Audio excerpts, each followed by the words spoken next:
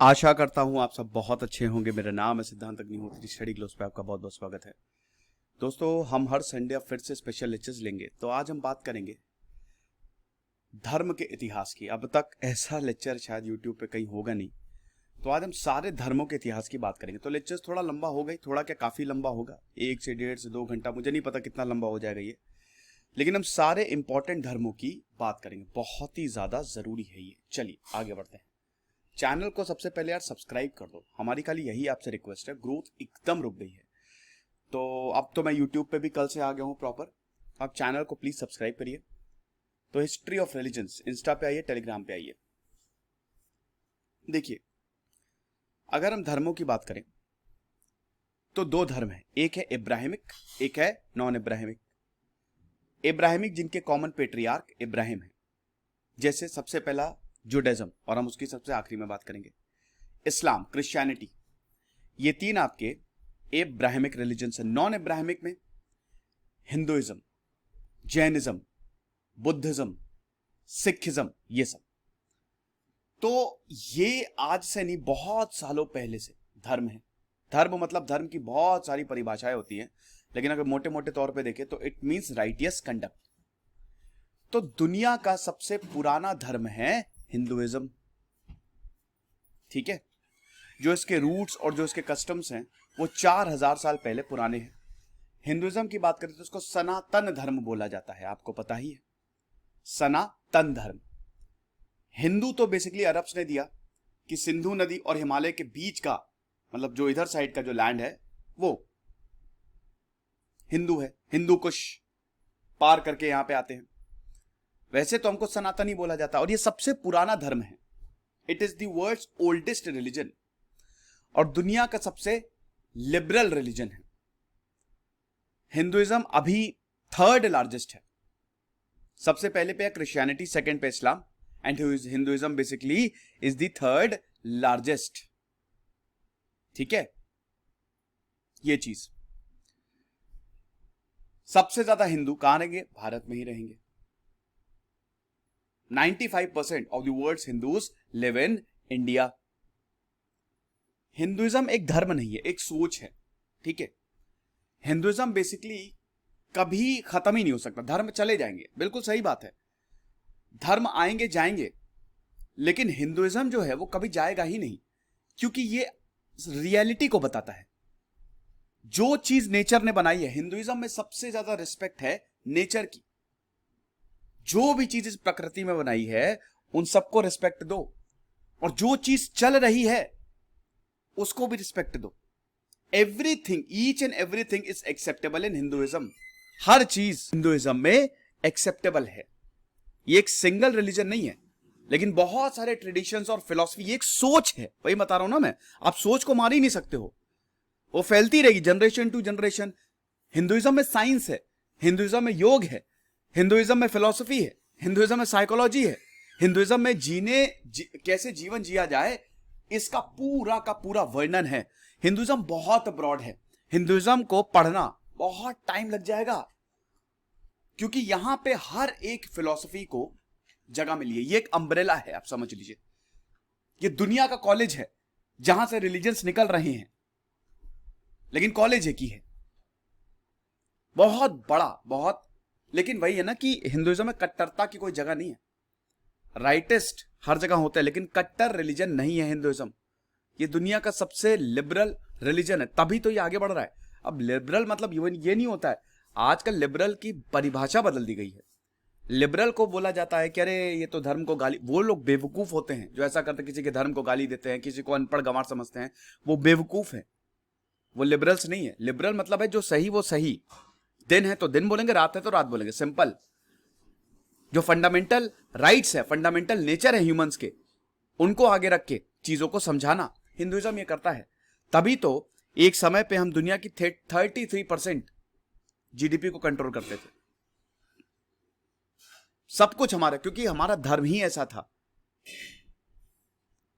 Hinduism में बुराई को भी एक्सेप्टेंस है, अच्छाई को भी एक्सेप्टेंस है, एवरीथिंग इज एक्सेप्टेड। और उसके बाद उसी हिसाब से समस्या का निवारण भी है। बहुत ही साइंटिफिक तरीके से धर्म को कंपाइल किया है। जब ओपेनहाइमर, जो कि न्यूक्लियर बॉम्ब के जनक माने जाते हैं, उन्होंने एटम बम बनाया, वो बहुत बड़े हिंदू थे, आपको पता है। जितने भी quantum physics physicist, nuclear physicist है ना, वो एक टाइम पे आके हिंदू ही हो जाते हैं, क्योंकि टेस्ला ने विवेकानंद पे फ्री एनर्जी पे बात की थी। तो ओपेनहाइमर ने जब एटम बम फटा तो उन्होंने गीता का एक श्लोक बोला था, आपको पता है ये बात। जब atom bomb project Trinity successful हुआ 1945 में। अब अगर हम हिंदुइज्म के प्रिंसिपल की बात करें तो आपको पता ही है कि एक होता है ब्राह्मण, ब्राह्मण से निकलते हैं आत्मन, ठीक है। मतलब एक ब्राह्मण ने जो हमेशा था, हमेशा है, हमेशा रहेगा, जिसका ना आदि है ना अंत है, उससे निकलता है आत्मा, आत्मन हमारे, हम और आप, और फिर वो जाते हैं प्रकृति में। प्रकृति ये हमारा जो शरीर है, और हम फिर इंटरैक्ट करते हैं माया से। माया ये दुनिया, ये भौतिक रूपी दुनिया। अब हमारा लक्ष्य ये है कि हम मोक्ष, वापस उस ब्राह्मण से मिल जाएं, मोक्ष की प्राप्ति हमको हो जाए, दोबारा जन्म ही ना लेना पड़े, ये जीवन मरण के साइकिल से हम लिबरेट हो जाएं। लेकिन ये होगा कैसे? अब इसके लिए उपाय बताए गए हैं, और ये बेसिकली दोस्तों सब में है। अच्छा इंसान बनो, 4 तरीके, कर्म योग, कर्म, इतने अच्छे कर्म करो कि आपके सारे पाप धुल जाए, मतलब आपको मोक्ष की प्राप्ति हो जाए, क्योंकि अल्टीमेटली जो आप करोगे वो आपके पास आएगा। देन आपका भक्ति योग, फोकस करो पूरा का पूरा। भक्ति का मतलब यही कि एकदम आपकी एनर्जी स्ट्रीमलाइन हो जाए, अलाइन हो जाए एकदम, जो बोले, जो यूनिवर्स आपको बोल रहा है वो आप सुन सके, आलतू फालतू चीजों को एकदम हटा दे मन से। देन आपका हठ योग, अपनी बॉडी, अपने सेंसेस पे पूरा कंट्रोल। बहुत आसान है, इसको एक्सपेरिमेंट आप खुद भी कर सकते हो। पिज्जा खाने का बहुत ज्यादा मन है, मत खाओ पिज्जा। पढ़ने का मन नहीं है, पढ़ो। ये कंट्रोल है, आपको अपने सेंसेस पे कंट्रोल है, आपको अपनी बॉडी पे कंट्रोल है। देन ज्ञान योग, जितना हो सके ज्ञानी बन जाओ। ओशो ने 1 लाख से ज्यादा किताबें पढ़ी थी, योगानंद परमहंस के साथ भी यही था। जितना हो सके पढ़ लो, पूरी दुनिया को समझ लो, इससे आपके ज्ञान चक्षु खुल जाएंगे। तो बहुत सारे स्कॉलर्स का यही मानना है कि Hinduism was started between 23 BC to 1500 BC. Indus valley civilisation इस समय चल रहा था। सनातनी सबको बोला जाता था। फिर आया वैदिक पीरियड। अब वेद जो है वो हमारे ओल्डेस्ट टेक्स्ट है, ठीक है ना। वेदों की बात करें तो ये ओल्डेस्ट टेक्स्ट है। 4 वेद हैं हमारे, ऋग्वेद, यजुर्वेद, सामवेद, अथर्ववेद। इसमें बेसिकली चैंटिंग्स हैं, सब संस्कृत में होता था। इसमें बताया है, इसमें यूनिवर्स के बारे में बताया है, इसमें सोसाइटी के बारे में बताया। वेद हमारा सबसे पहला रिटन टेक्स्ट है। और ये देखिए, श्रुति और स्मृतिज में आप समझिए, हमारा हिंदुइज्म जितने स्क्रिप्चर्स है, बहुत सारे, लाखों लाखों हजारों हजारों स्क्रिप्चर्स हैं। श्रुति सुन सुन के, उस समय इतना लिखावट थी नहीं, तो सुन सुन के चीजों को करते थे। तभी ये वेद बहुत छोटे होते थे। जो इनके हिम्स होते थे, जो चांट्स होते, जो मंत्र होते थे, वो बहुत ही छोटे होते थे ताकि याद किया जा सके, लेकिन उसकी मीनिंग बहुत बड़ी होती थी। एक मंत्र पे आप पूरी किताब लिख सकते हैं, आपको पता है। संस्कृत एक ऐसी भाषा है ना जिसमें पूरा का पूरा यूनिवर्स समाहित है उसमें। संस्कृत पूरे यूनिवर्स को खोल देगी, वो एक सेंटेंस में सब बता देगी। भागवत गीता के श्लोक पे, एक श्लोक पे पूरे 4-5 पेज के चैप्टर्स ही चैप्टर्स हैं, जो मैं भागवत गीता तो कर ही रहा हूं। तो श्रुति में सुन सुन के ऋग्वेद, सामवेद, यजुर्वेद, अथर्ववेद जो सबसे पुराने हैं। उसके बाद आता उपनिषद, वेदों को आसान करने के लिए वेदांगास, उपनिषद, ये सब हैं। उपनिषद, आओ नीचे बैठो, गुरु ही सिखाएगा। गुरु की जरूरत पड़ती है। आपको मोक्ष तक कौन ले जाएगा? गुरु। फिर आता है आपका स्मृति, मतलब याद। अब आप ये देखिए कि इतिहास, देखिए हिंदुइज्म में टाइम को भी समझाया गया। मैंने बताया ना कि सबसे शानदार साइंटिफिक इंटरप्रिटेशन हिंदुइज्म करती है। आत्मा अजर है, अमर है, सिर्फ वो रूप बदलती है। Energy neither be created nor be destroyed but it simply transferred. Einstein ने बोला था हमारे बहुत टाइम पहले। तो अगर आप साइंस से कोरिलेशन देखेंगे, ये सब लिखा हुआ है भाई। बड़े बड़े फिलोसफर, अरब ने काफी चीजों को जन्म दिया, साइंस को जन्म दिया, सब कुछ। लेकिन आप ये समझिए कि वो लोग यहीं से ही पढ़ के गए हैं। जब बाकी सिविलाइजेशन फल फूल रही थी, हम ऑलरेडी डेवलप्ड हो चुके थे। जब इधर ग्रीक सिविलाइजेशन फल फूल रही थी, Indus valley civilisation already perfect हो चुकी थी। ढेर सारी यहां पे यूनिवर्सिटीज बनाई गई, लोग आते थे, यहां पढ़ते थे, वापस जाते थे। ठीक है, तो स्मृति में इतिहास आता है। अच्छा, मैं टाइम की बात कर रहा था। हाँ, वक्त।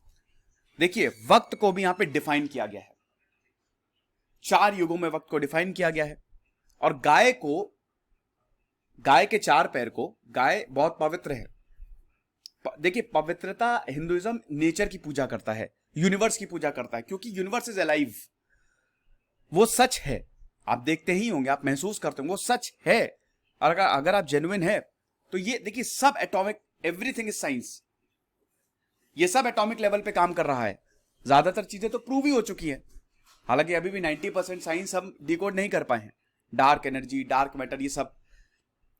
तो अब जो भी करेंगे, सिमिट्री, यूनिवर्स सिमिट्री प्रेफर करता है।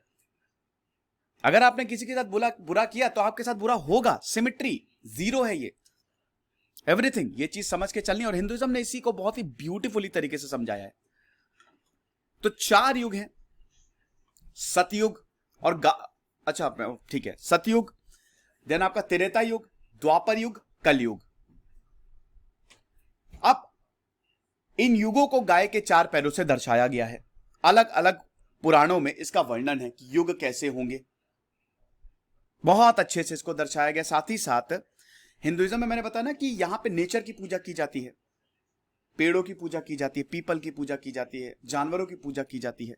भाई, गणेश भगवान क्या है? हाथी का स्वरूप है, वराह अवतार, मत्स्य अवतार, everything, each and every creature, smallest even, respected in Hinduism. तो स्मृति में अगर बात करें तो इसमें आता है सबसे पहले हमारा इतिहास, हिस्ट्री। अब आप ये देखिए कि हमारा रामायण, महाभारत, भगवत गीता, ये इतिहास है हमारा, ये हिस्ट्री है। तो जो लोग बोलते नहीं है ना कि यार ये कुछ नहीं, भैया ये हिस्ट्री में आता है हमारी, ये इतिहास है, और ये पुराना इतिहास है। ठीक है, रामायण, महाभारत, फिर आपके पुराण आते हैं, भागवतम हो गया, शिव पुराण, विष्णु पुराण, गरुड़ पुराण, ब्रह्म पुराण, एवरीथिंग। देन आपके धर्मशास्त्र आते हैं, मनुस्मृति, देन पराशर स्मृति, नारद स्मृति, देन दर्शन शास्त्र आते हैं, 6 दर्शन, फिलॉसफी। अब आप देखिए, जहां पहले फिलॉसफी का नामो निशान नहीं था, मैंने 6 स्कूल्स ऑफ फिलॉसफी पे लेक्चर लिए हैं, वहां पे एक एक दर्शन शास्त्र समझा दिया। इन्फेरेंस, एक्सपीरियंस क्या होता है, सेंसेस को आप कैसे कंट्रोल कर सकते हैं, इंसान के नेचर के बारे में, मीमांस दर्शन, वेदांत, संख्य फिलॉसफी, मैथ्स आ गई, संख्य फिलॉसफी, योग, वैशेषिका और न्याय। 6 स्कूल्स ऑफ फिलॉसफी जो हम दुनिया को बताते हैं। तो लोग कहते हैं अरे कुछ नहीं, देख लो सब लिखा हुआ है, एवरीथिंग इज रिटन, सब है ये। वेदंगाज आते हैं, दिन शिक्षा हो गया, कल्प हो गया, निरुक्त हो गया, व्याकरण हो गया, ज्योतिष हो गया, चंद हो गया, उपवेद आते, आगमाज आते हैं, और ये फर्दर सब डिवाइडेड है। तो ढेर सारे स्क्रिप्चर्स हमको हिंदुइज्म में देखने को मिलते हैं। ठीक है, और आगे बढ़ते हैं। बहुत लोगों को लगता है देवी देवताओं का क्या अर्थ है। भगवान का कंसेप्ट ये नहीं है कि कोई मूर्ति है, ये यहां पे भगवान, आप पूजा क्यों करते हैं? मन की शांति के लिए। जब आपका मन शांत होगा तभी आप उस यूनिवर्स से कनेक्ट कर पाओगे। हिंदुइज्म में सबसे बड़ी बात यह है कि हर चीज एक स्टोरी से रिलेटेड है। आप जब कहानियां सुनते हो, जब मूवी देखते हो, तो आपको बड़ा एक्साइटमेंट होता है। तो जब आप मूवी देखोगे, जब आप स्टोरीज के फॉर्म में कोई चीज सुनोगे, तो आप अगेन आगे जाओगे। क्यों? क्योंकि आपको वो चीजें समझ में आ जाएंगी। लेकिन अगर बहुत ही टेक्निकल भाषा में समझा दिया तो नहीं समझ में आएगी। भगवानों का यहां से यही है कि आप ध्यान कर सको, आप शांति में बैठ के एकदम लीन हो जाओ। कहते हैं ना कि मंदिर में जैसे मेरा दिमाग ब्लैंक हो जाता है। आप जब मंदिर में जाओगे, और स्पेशली जो भगवान, जैसे भगवान जो भोलेनाथ हैं, वो तो पहाड़ों पे बसे हैं।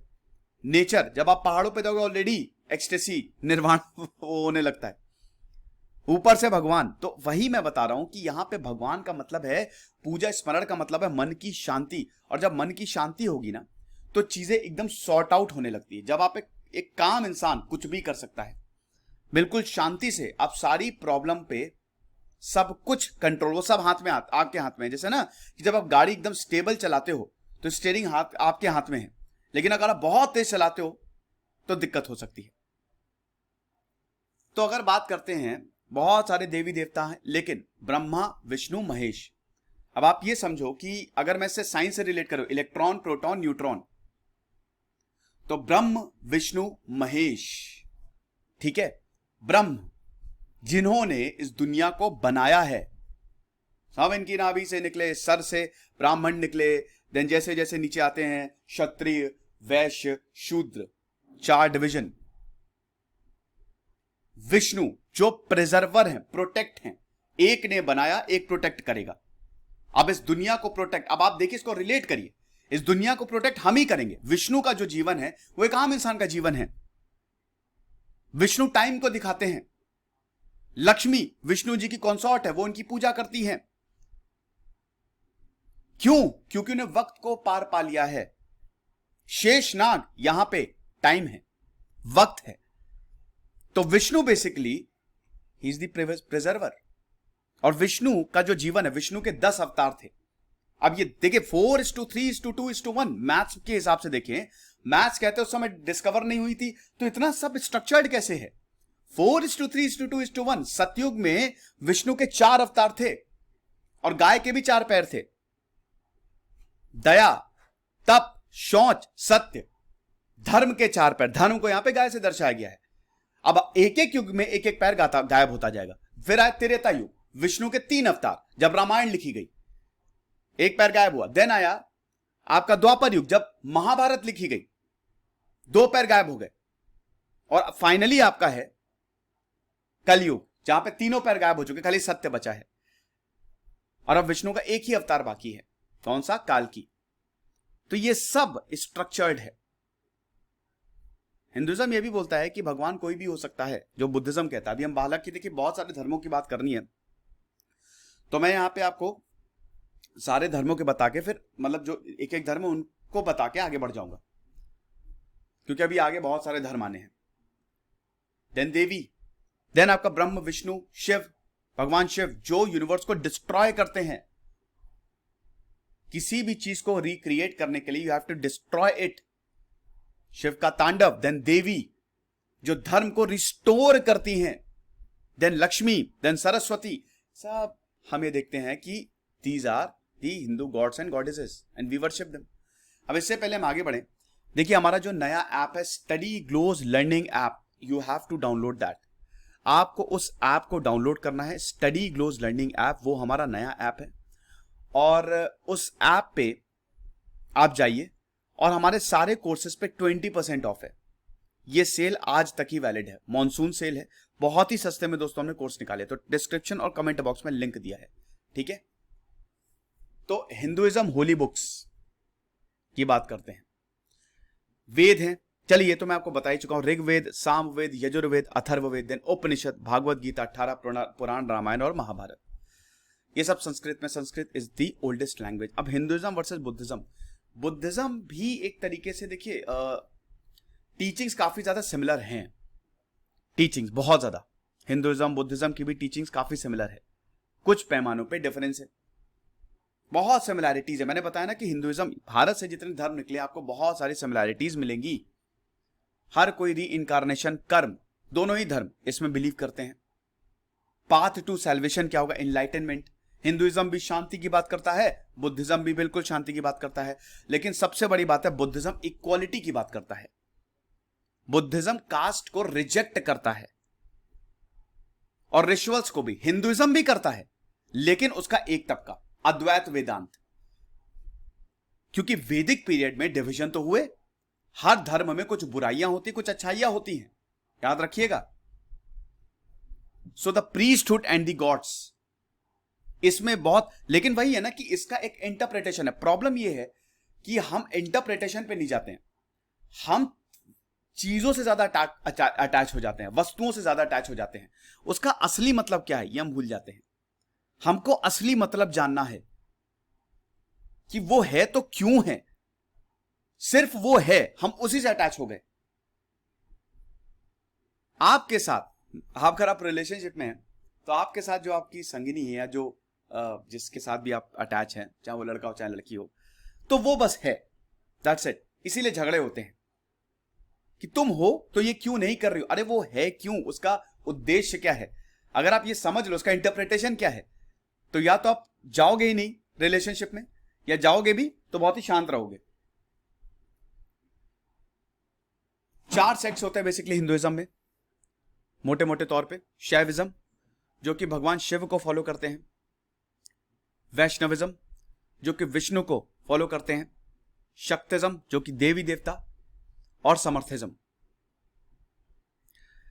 जो कि ब्राह्मण्स और बाकी मेजर डाइटीज। शक्तिज्म मतलब देवी को, ठीक है, और समर्थिज्म मतलब है जो बाकी देवताओं को फॉलो करते हैं। तो ये हिंदुइज्म के 4 सेक्ट हैं। और फिर हिंदू ट्रिनिटी हर जगह, सत चित आनंद, ठीक है। और ये बिल्कुल जैसे त्रिशूल है ना, त्रिशूल एक होता है सत, एक होता है चित, एक होता है आनंद। ये मैनिफेस्टेशन है कि आपके अंदर की जो चेतना है वो जग जाए, और आप जब वो तीनों चीजें मिल जाती हैं मोक्ष की प्राप्ति होगी। और हिंदू ट्रिनिटी में वही विष्णु, शिव और Brahma Vishnu Mahesh, these are the gods of the Vedic period, ठीक है। तो हिंदुइज्म पे वैसे मैंने सेपरेट लेक्चर लिया है, आप जरूर देखिएगा। तो ये एक, अब हिंदुइज्म पे हमने, आई होप हमने अच्छी खासी बात कर ली है, आप समझ भी गए होंगे। तो अब हम अपने अगले धर्म पे चलते हैं। ये चैनल को आपको जरूर सब्सक्राइब करना है। स्टडी ग्लोस 2.0 ये आखिरी प्रमोशन है, एक्चुअली प्रमोशन करना पड़ता, वरना हम लोग क्या करें बताइए। तो स्टडी ग्लोस 2.0 ये हमारा बैंक का चैनल है, 1 day exams. Description comment box में लिंक दिया, अभी इसी वक्त क्लिक करो। और अगर आप बैंक और बाकी एसएससी की तैयारी कर रहे हो तो इसको जरूर फॉलो करो। फिर आते हैं हम, अब आते हैं जैनिज्म पे। पहले हम इब्राहिमिक रिलीजन देखेंगे। देखिए ये लेक्चर बहुत ही एकदम दिमाग खोल के सुनिएगा, हम सारे धर्मों की बात करेंगे, तो अब थोड़ा सा ध्यान दीजिएगा इसमें, क्योंकि ऐसा ना हो कि आपको दिक्कत हो या कुछ आप बोलें कि यार ये क्या बोल रहे हैं।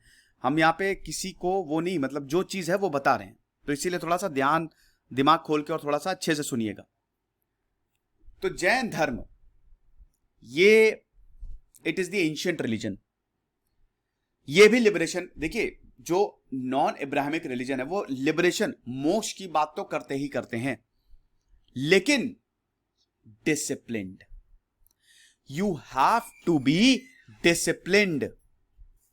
नॉन वायलेंस, अगेन हर एक लिविंग क्रीचर की आपको रेस्पेक्ट करनी है, ठीक है। जैनिज्म 6th सेंचुरी से आया था, आज से बुद्धिज्म से भी पुराना है जैनिज्म। जब वर्धमान महावीरा तीर्थंकर थे, ठीक है ना, 24 तीर्थंकर थे, 24वें थे वर्धमान महावीरा। तीर्थंकर कौन होता है? तीर्थ अंकरा, यानी कि स्पिरिचुअल टीचर ऑफ धर्म, जो आपको सही रास्ता दिखाए। तीर्थ कौन होता है? द फाउंडर ऑफ अ तीर्थ, मतलब वो बॉडी ऑफ वाटर।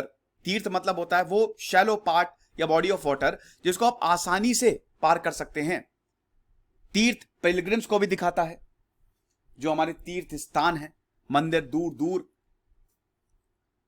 मोनास्ट्रीज को भी दिखाता है। बहुत सारी चीजें हैं, अलग अलग धर्मों में तीर्थ को अलग अलग तरीके से बताया गया है, लेकिन एक ही है, वो धर्म का पानी जिसको आप क्रॉस करोगे। तो तीर्थंकर थे ये, स्पिरिचुअल टीचर। और इसमें भी सेम ही चीज बताई गई है कि दुनिया जो है ना, आपका जन्म होगा, आप मरेंगे, इसको संसार बोला गया है। इस संसार में जीवन मृत्यु होगी, लेकिन जो इस संसार को जीत लेगा, डेथ, जो साइकिल ऑफ डेथ और रीबर्थ है, उसको जीत लेगा, उससे दूर हट जाएगा, वो बिल्कुल बस दूर हट के देखेगा, उसको लिबरेशन मिल जाएगा। इसको कहते हैं true nature of the self या फिर सोल, कैवल्य ज्ञान। तो इसमें आपको टीचर्स की जरूरत है। There are top 24 great teachers lord Mahavira जो थे वो 24वें तीर्थंकर थे, और इन सब ने नॉलेज, मोक्ष को अटेन किया, लोगों को बताया, धर्म फैलाया। पहले तीर्थंकर थे ऋषभनाथ। जैन कहां से आए? ज्ञान, जैन, जिना मतलब कॉन्करर, विजेता। हुआ क्या, जब भी एक धर्म रिजिड होगा, इतिहास को आप देखो, जब भी एक धर्म रिजिड होगा, प्रॉब्लम करेगा, अनइक्वालिटी पैदा करेगा, तो हमेशा एक दूसरे धर्म का उदय होगा ही। इतिहास यही कहता है। यही क्रिश्चियनिटी के साथ हुआ, जुडाइज्म के साथ भी यही हुआ। धर्म तो बहुत अच्छा है, हिंदुइज्म में सब कुछ एक्सेप्टेड है, लेकिन कौन पढ़ा रहा है? जो धर्म गुरु होते हैं, अगर वो सही हैं तो ठीक है, लेकिन अगर वो गलत हैं तो समझ लीजिए बैंड बज जाती है। वो लोगों का ब्रेन वॉश करना शुरू कर देते हैं, धर्म की जो जो धर्म पढ़ा रहा है उससे बिल्कुल हटने लगते हैं। तो जब भी याद रखिएगा कि जब भी दिक्कत, क्योंकि अल्टीमेटली लोगों को खुशी चाहिए। अब आप लोगों की खुशी को छीन रहे हो, लोगों की आजादी को छीन रहे हो, तो दूसरा धर्म आएगा ही आएगा। तो जब हिंदुइज्म काफी रिजिड हुआ, ऑर्थोडॉक्स हुआ, कास्ट डिवीजन के कारण बड़ी दिक्कत हुई, कॉम्प्लेक्स रिचुअल्स आए, ब्राह्मण्स ने डोमिनेट करना शुरू कर दिया, वर्ण सिस्टम आया, बहुत ज्यादा प्रॉब्लम। 70 to 80% तो लोअर क्लास ही थे, लेकिन उन्हीं को कोई राइट्स नहीं। क्षत्रिय जो थे, क्षत्रिय और जो पुजारी थे, यह हर जगह हुआ, याद रखिएगा। अगर यूरोप में जाए तो प्रीस्ट और राजा, किंगशिप, द डिवाइन किंगशिप का कंसेप्ट आता है कि भैया हम तो राजा भगवान हैं। अब ये भगवान, ये जो स्टेटस है, ये देगा आपको प्रीस्ट, पुजारी। तो दोनों का ऐसा मेलजोल हुआ कि सोसाइटी का कबाड़ा हो गया। और ये 2500 साल पहले की बात है। तो अगर इतनी पहले की बात है तो वर्ण सिस्टम हमारा समय पीक पे था। अब ओरिजिन होता है जैनिज्म का। तो जैनिज्म की बात करें, जैन कॉस्मोलॉजी की बात करें, तो इसमें समय, देखिए याद रखिएगा, एक और चीज बता देता हूं, समय बड़ा इंपॉर्टेंट रहा है। समय को समझ लीजिए कि वही भगवान है, वक्त ही भगवान है, वक्त का पहिया चल रहा है।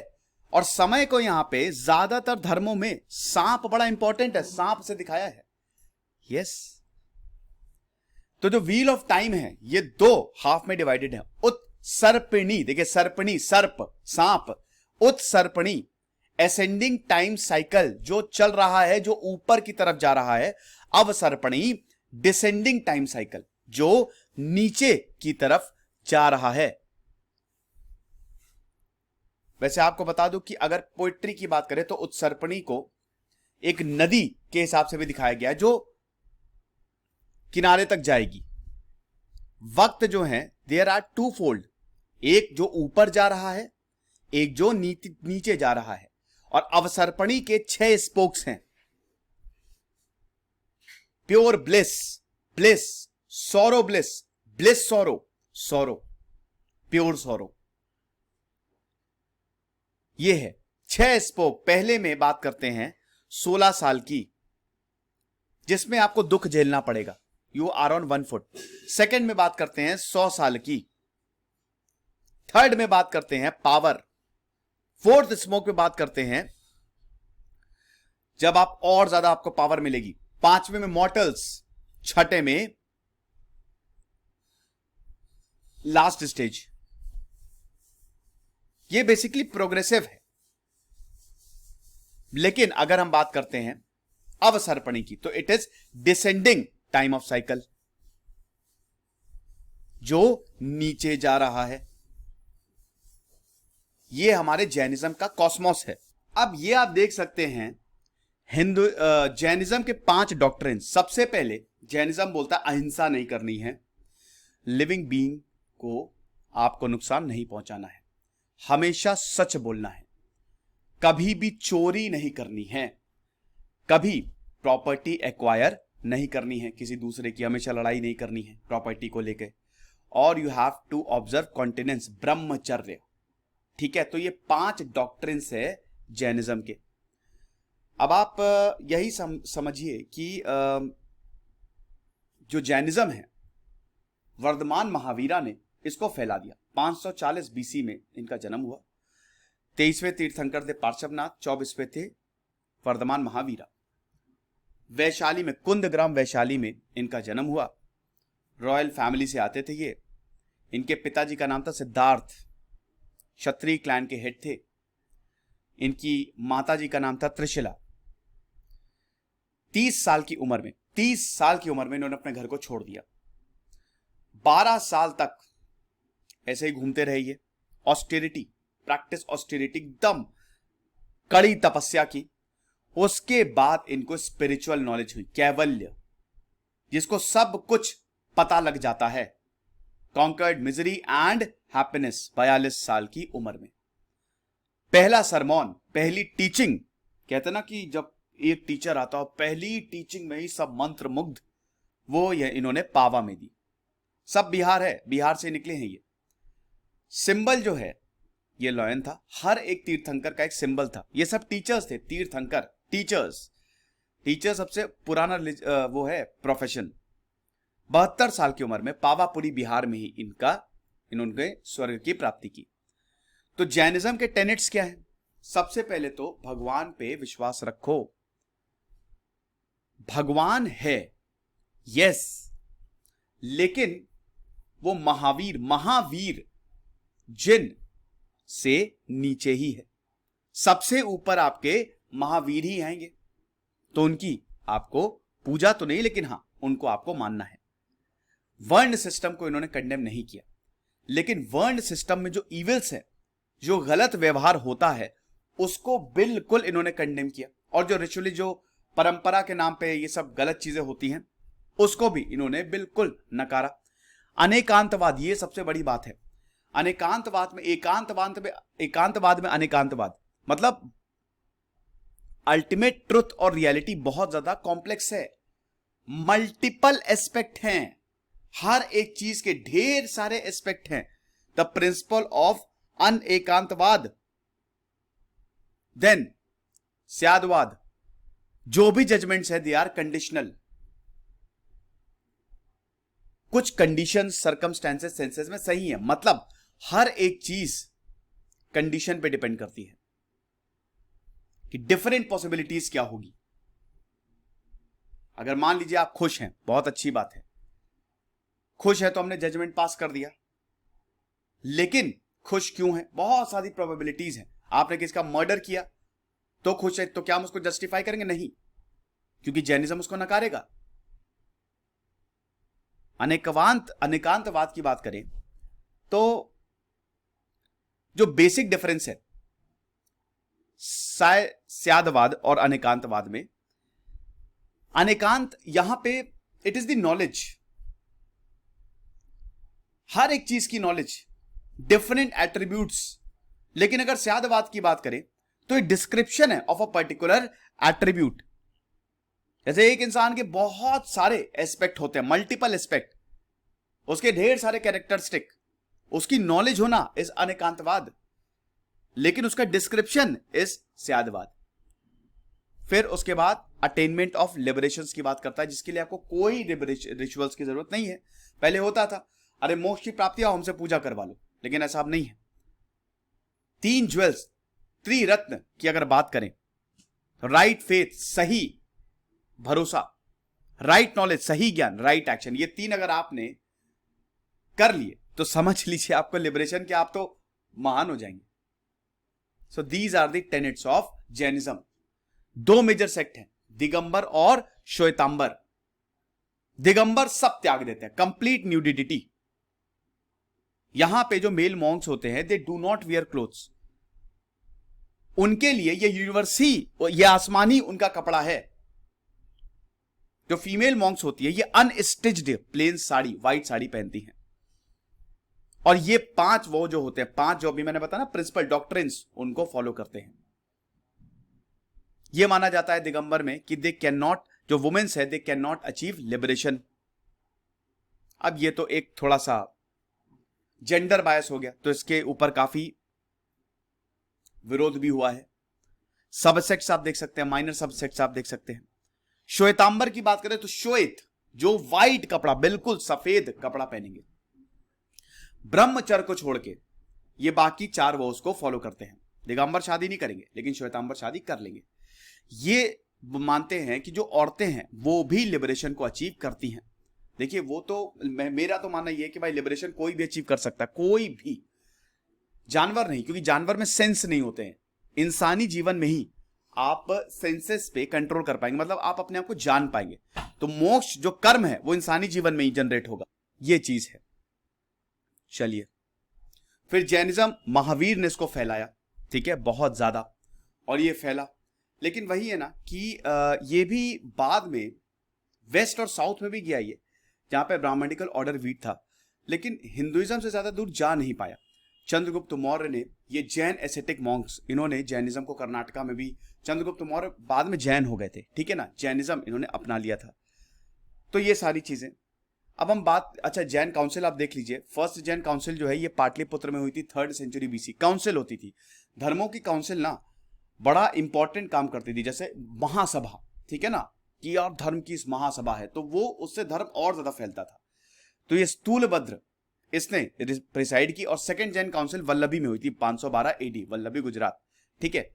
चलो, आर्किटेक्चर आप देख लीजिए, अगर जैन आर्किटेक्चर की बात करें तो स्टैचूज आपको देखने को मिलेंगे, टेम्पल्स आपको देखने को मिलेंगे, केव्स आपको देखने को मिलेगी। एलोरा केव्स में आपको जो केव नंबर 30-35 है, मांगुटुंगी केव महाराष्ट्र में, गजपंत केव, फिर उदयगिरी केव, हाथीगुम्फ, फिर स्टैचूज की बात करें तो गोमतेश्वरा, स्टैचू ऑफ अहिंसा, देन टेम्पल की बात करें तो दिलवारा टेम्पल माउंट आबू, ये जैनिज्म टेम्पल है, गिरनार, मुक्तागिरी। ये जैनिज्म ने अभी तक, जैनिज्म भारत का एक बहुत ही प्रेवलेंट रिलीजन है। सबसे बड़ी बात है कि इन्होंने ईविल्स के खिलाफ लड़ाई की, जो भी गलत काम था उसको हटाओ, प्राकृत की ग्रोथ की, कन्नड़ की ग्रोथ की, फिर आर्किटेक्चर और लिटरेचर में इन्होंने बहुत ज्यादा कंट्रीब्यूशन दिया है। अभी भी मैंने बताया ना कि जैनी जो हैं the most peaceful religion in the world, ठीक है। जैनिज्म वर्सेस बुद्धिज्म, देखिए जैनिज्म ने एग्जिस्टेंस ऑफ गॉड को रिकॉग्नाइज किया, बुद्ध ने बोला कि तुम ही भगवान हो। जैनिज्म ने वर्ण सिस्टम को अगेन कंडेम नहीं किया, बुद्धिज्म ने कंडेम किया। जैनिज्म यहां पे ट्रांस माइग्रेशन ऑफ सोल की बात करता है, यहां पे रीइंकार्नेशन की बात हो रही है, ठीक है, मतलब बुद्धिज्म ने इसकी बात नहीं की। बुद्धिज्म ने मिडिल पाथ अपनाया, जैनिज्म ने एक्सट्रीम पाथ अपनाया कि नहीं कंप्लीट ऑस्टेरिटी, सब छोड़ दो और जैनी हो जाओ। अब हम बात करते हैं बुद्धिज्म की। बुद्धिज्म भारत में 2500 साल पहले शुरू हुआ। भगवान बुद्ध, बुद्धिज्म क्या है कि मैं भगवान बुद्ध की हमेशा हर जगह फोटो लगा के घूमता हूं। मेरे, अगर आप लैपटॉप का वॉलपेपर भी देखेंगे ना तो वो भी भगवान बुद्ध की ही फोटो है। तो भगवान बुद्ध जो हैं 2500 साल पहले ये सब शुरू हुआ, बहुत इंपॉर्टेंट रिलीजन बना, ये बहुत ज्यादा इंपॉर्टेंट रिलीजन बना। और सबसे बड़ी बात है बुद्धिज्म की, पूरी दुनिया में फैला, ये चाइना में, ये साउथ ईस्ट एशिया में। हालांकि इसका सबसे बड़ा श्रेय हम अशोक को देंगे। सिद्धार्थ गौतम, सिद्धार्थ जो थे लुम्बिनी में पैदा हुए, शक्य मुनि इनको बोला जाता था, मदर महामाया। इनकी माता जी को सपना आया था कि सफेद हाथी इनके सपने में आया, तो जब ज्योतिषी से पूछा तो इनके बोला कि अरे तुम्हारा बेटा तो बहुत बड़ा संत बनेगा। अब इसको नकारने के लिए, क्योंकि पिताजी बहुत बड़े राजा, तो पिताजी बिल्कुल भी नहीं चाहते थे कि मेरा बेटा संत बने, क्योंकि बहुत प्यार करते थे। बड़ी मिन्नतों से सिद्धार्थ का जन्म हुआ। साधु संत चाहते नहीं थे, तो समझ लीजिए कि बुद्ध को इतनी ज्यादा सहूलियत दी, मतलब बुद्ध को यह भी नहीं पता था कि हम बूढ़े होते हैं। बुद्ध को मौत, जीवन, इन सब के बारे में कोई अंदाजा था ही नहीं। लेकिन वही है ना कि आप किस्मत को रोक नहीं सकते, जो होगा वो तो होगा ही। पिताजी शुद्धोदन थे इनके। सिद्धार्थ की शादी हुई थी यशोधरा से, बेटा भी था यशोधरा से, बहुत ज्यादा प्यार करते थे। लेकिन वही है कि एक दिन सिद्धार्थ जो थे वो जा रहे, उन्होंने कहा चलो आज सैर करते हैं। तब उन्होंने जब एक बूढ़े इंसान को देखा तो फिर उनके सारथी ने बताया कि इंसान बूढ़ा होता है। फिर उन्होंने आगे एक लाश देखी तो बताया कि इंसान मरता है। फिर उन्होंने देखा कि एक कसाई जो है वो एक चिड़िया को लेके जा रहा है। तब उन्होंने बोला कि ये सब रियलिटी है। तब बुद्ध बहुत परेशान हो गए, सिद्धार्थ बहुत ज्यादा परेशान हो गए। उसके बाद वो सवालों के जवाब ढूंढने लगे कि सवालों के जवाब हैं क्या। ये सारे जो इवेंट्स है इसको महाभिनिष्क्रमण बोला जाता है। 4 बेसिकली इवेंट्स हुए बुद्ध लाइफ के, अभी हम बात करेंगे एक एक की।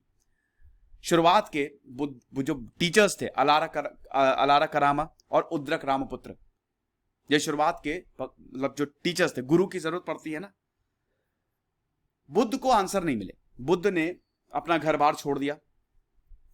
वो बड़ा एक काफी इमोशनल मोमेंट था कि बुद्ध ने कैसे अपना घर छोड़ा। इनकी पत्नी और इनका छोटा सा बेटा राहुल सो रहा था। बुद्ध को पता था कि अगर मैं इन दोनों को जगाऊंगा तो कभी छोड़ नहीं पाऊंगा, अगर आखिरी बार इनका चेहरा देख लिया। तो बिना बताए बुद्ध जो है वो छोड़ के चले गए, सिद्धार्थ जो है वो छोड़ के चले गए। अब आप एक बताइए ये कितना इमोशनल मोमेंट होगा ये। आप ये समझिए कि जिससे यशोधरा सिद्धार्थ से बहुत ज्यादा प्यार करती थी और सिद्धार्थ भी यशोधरा से बहुत ज्यादा प्यार करते थे। अपने बच्चे से, अपना जो जन्मा बच्चा था जस्ट, उससे बहुत ज्यादा प्यार करते थे। लेकिन आप ये समझिए कि जब बुद्ध गए, जब सिद्धार्थ, मैं बार बार बुद्ध, तब समय तो सिद्धार्थ ही थे ये, तो यशोधरा को पता भी नहीं था कि ये अगले दिन चला जाएगा। मेरा पति अगले दिन मुझे छोड़ने वाला, कभी मैं इसको देख नहीं पाऊंगी। लेकिन यही हुआ। सिद्धार्थ को ये सब पता था। एक बार आए, बाद में आए, यशोधरा बहुत खुश थी, लेकिन ये सिद्धार्थ वो सिद्धार्थ नहीं थे। तो ज्यादा प्रॉब्लम तो यशोधरा को हुई ना, ज्यादा प्रॉब्लम तो यशोधरा को हुई। लक्ष्मण छोड़ के चले गए, लेकिन प्रॉब्लम उनकी वाइफ को हुई। उर्मिला जो है, उनसे पूछिए कितनी दिक्कत हुई उनको। तो यही बता रहे ना कि इसमें भी आपको कहीं ना कहीं पेट्रियार्की दिखी जाएगी। एनीवे, सिद्धार्थ ने अपने घर को छोड़ दिया और उसके बाद वो इधर उधर घूमे ज्ञान की तलाश में। नहीं मिला। संतों से मिले। कुछ ने कहा कि खूब अपने आप को एकदम तपा दो, एक्सट्रीम पाथ, खत्म कर दो अपने आप को। उससे भी उनको कोई जवाब नहीं मिला। किसी ने बोला कि पूरा प्रॉपर तरीके से योगा करो। लेकिन इस समय बुद्ध सीखते रहे, भले ही उनको जवाब नहीं मिले, लेकिन हर गुरु से वो सीख रहे थे। 7 साल उनको कोई भी जवाब नहीं मिला। अब जब उनको पता चल गया कि मुझे, मेरा कुछ होना नहीं है, तो वो एक पीपल ट्री के नीचे मेडिटेट करने लगे, निरंजना रिवर के पास। क्या खूबसूरत नजारा रहा होगा। अभी भी खैर वो जहां पे बुद्ध को एनलाइटनमेंट, जहां पे ज्ञान की प्राप्ति हुई थी, वो अभी, अब तो खैर, तो वो भी मतलब पेड़ वो अभी भी है, उसको एकदम प्रॉपर तरीके से आप जा भी सकते हैं, वहां अलग ही एक एनर्जी फील होती है। तो 7 साल बाद फाइनली हमें देखते हैं कि इनको निरंजना रिवर के पास, on the bank of river Niranjana, peepal tree के नीचे, लगातार इन्होंने हफ्तों इन्होंने मेडिटेट किया, ध्यान की, साधना की, और एकदम से इनको ज्ञान की प्राप्ति हुई। उस ट्री को बोधि ट्री बोला जाता है क्योंकि वो बोध गया में है, ज्ञान का पेड़। और जब बुद्ध को सारी नॉलेज मिल गई, बहुत कुछ हुआ भी जब बुद्ध कर रहे थे, तो फिर उसके बाद इच्छाओं का जो राक्षस था वो आया, बहुत कोशिश की, लेकिन बुद्ध हटे नहीं। तो वही कह रहे हैं कि बुद्ध को ज्ञान की प्राप्ति हुई और उसके बाद बुद्ध वहीं सो गए। बुद्ध को लगा कि यार इतनी ज्यादा खुशी उनको कभी हुई नहीं थी कि जिन सवालों का मैं जवाब ढूंढ रहा था वो मुझे आज मिल गया। और बुद्ध एकदम शांति से उस पेड़ के नीचे सो गए। उन्होंने कहा कि बस मैं यहां से जाऊंगा ही नहीं। लेकिन फिर एकदम से ऐसा बोला जाता है कि भगवान, देखिए अब क्योंकि बुद्धिज्म में ना, बुद्धिज्म के भी 2 सेक्ट है, महायान और हीनयान। तो ये बहुत सारे लोग नहीं मानते क्योंकि बुद्धिज्म को भी भगवान बुद्ध को भी भगवान विष्णु का अवतार माना जाता है, लेकिन बुद्धिज्म ऐसा नहीं माना जाता है। ठीक है, बहुत सारे लोग ऐसा नहीं मानते। तो फिर वहां पे एकदम से यहां पे बुद्ध को यह हुआ कि नहीं, मुझे अपनी टीचिंग्स फैलानी पड़ेगी। अब ऐसा बोला था तो भगवान ब्रह्म ने इनको बोला कि जाओ अपनी टीचिंग्स फैलाओ। पहला सरमन, उसके बाद ये निकल गए। पहला सरमन इन्होंने सारनाथ वाराणसी में दिया। ये हिस्टोरिक मोमेंट था, ये सेकेंड इवेंट था, धर्म चक्र परिवर्तन। जब एक इतिहास रचने वाला है, जब इन्होंने बोलना शुरू किया तो क्या ब्राह्मण, क्या क्षत्रिय, सब के सब साइलेंट मोड पे आ गए। यार सब सन्नाटे में आ गए, कह रहे बाप रे ये क्या बोल रहे हैं बुद्ध। और उसके बाद फिर उन्होंने पूरा भ्रमण किया, मतलब समझ लीजिए पूरा नॉर्थ इंडिया भ्रमण किया, हर जगह गए और अपनी टीचिंग्स को फैलाई। और धीमे धीमे काफिला बढ़ता गया, क्योंकि ये वर्ण सिस्टम पे बिलीव करते नहीं थे कोई भी। ये बेसिक जो है ना कि इंसान एक है भाई, हर कोई भगवान हो सकता है, बुद्ध बोलते थे। गांव गांव गए और कई बार बुद्ध ने, अरे अंगुली माल डाकू तक को इन्होंने संत बना दिया, बड़े बड़े लोगों को इन्होंने संत बना दिया। कितना भी गाली दो, बुद्ध टस से मस नहीं, बस एक मुख पे मुस्कान लेके और एकदम सही तरीके से जवाब देते थे। ये चीज है। बुद्ध के डिसाइपल्स प्रसेनजीत, बिंबिसार, अजात शत्रु, फिर अशोक ने भी बुद्धिज्म को अपना लिया। अब जब अशोक ने बुद्धिज्म को अपनाया तो अशोक ने फिर मिशनरीज भेजे पूरी दुनिया में, जाओ एशिया जाओ, श्रीलंका जाओ, साउथ ईस्ट एशिया जाओ। तो आज जो बुद्धिज्म आपको दिख रहा है ना, वो अशोक की बदौलत है। बुद्धिज्म की फिलॉसफी थी मध्यम मार्ग पे, या तो एक्सट्रीम मोक्ष की प्राप्ति, या तो एक्सट्रीम या फिर एकदम लोअर पाथ। बुद्धिज्म ने नहीं, बिल्कुल मिडिल मार्ग अपनाओ ना, मिडिल पाथ अपनाओ। तो मध्यम मार्ग फिलॉसफी इन्होंने बोला सब कुछ आप कर सकते हो और ये पावर आपके पास है। 4 नोबेल ट्रुथ्स याद रख लीजिएगा। दुनिया में इतना ज्यादा दुख क्यों है, क्यों प्रॉब्लम है यहां पे, हर वक्त दिक्कत, इंसान परेशान है। इस शहर में हर शख्स परेशान सा क्यों है? ये दुनिया दुख से भरी हुई है, हर चीज में दुख है। क्यों? क्योंकि है इच्छा, तृष्णा। Desire is the cause of sorrow. इच्छाओं की वजह से, एक इच्छा से 2 इच्छा। साइकिल ले ली, अब स्कूटी लेनी, स्कूटी ले ली तो अब गाड़ी लेनी है। सब लो, लेकिन इच्छाओं को त्याग दो। और जब उस डिजायर को, थर्ड पॉइंट, डिजायर को आप जीत ले तो आपके अंदर इच्छा ही नहीं बची, आप सब कुछ जीत लोगे। आपका दुख खत्म हो जाएगा। आपको उस इच्छा को ही जीतना है। और इच्छाओं को जीते कैसे? 8 फोल्ड पाथ्स, अष्ट अंगिरक मार्ग। ठीक है, तो अभी हम 8 फोल्ड पाथ के बारे में आएंगे। फिलहाल आप ये देख लीजिए, ये धर्म चक्र है, the wheel of the law. अब यहां पे भी देखिए लॉ के बारे में बताया गया है। जो 8 स्पोक्स हैं, they actually represents the noble 8 fold paths. ठीक है ना?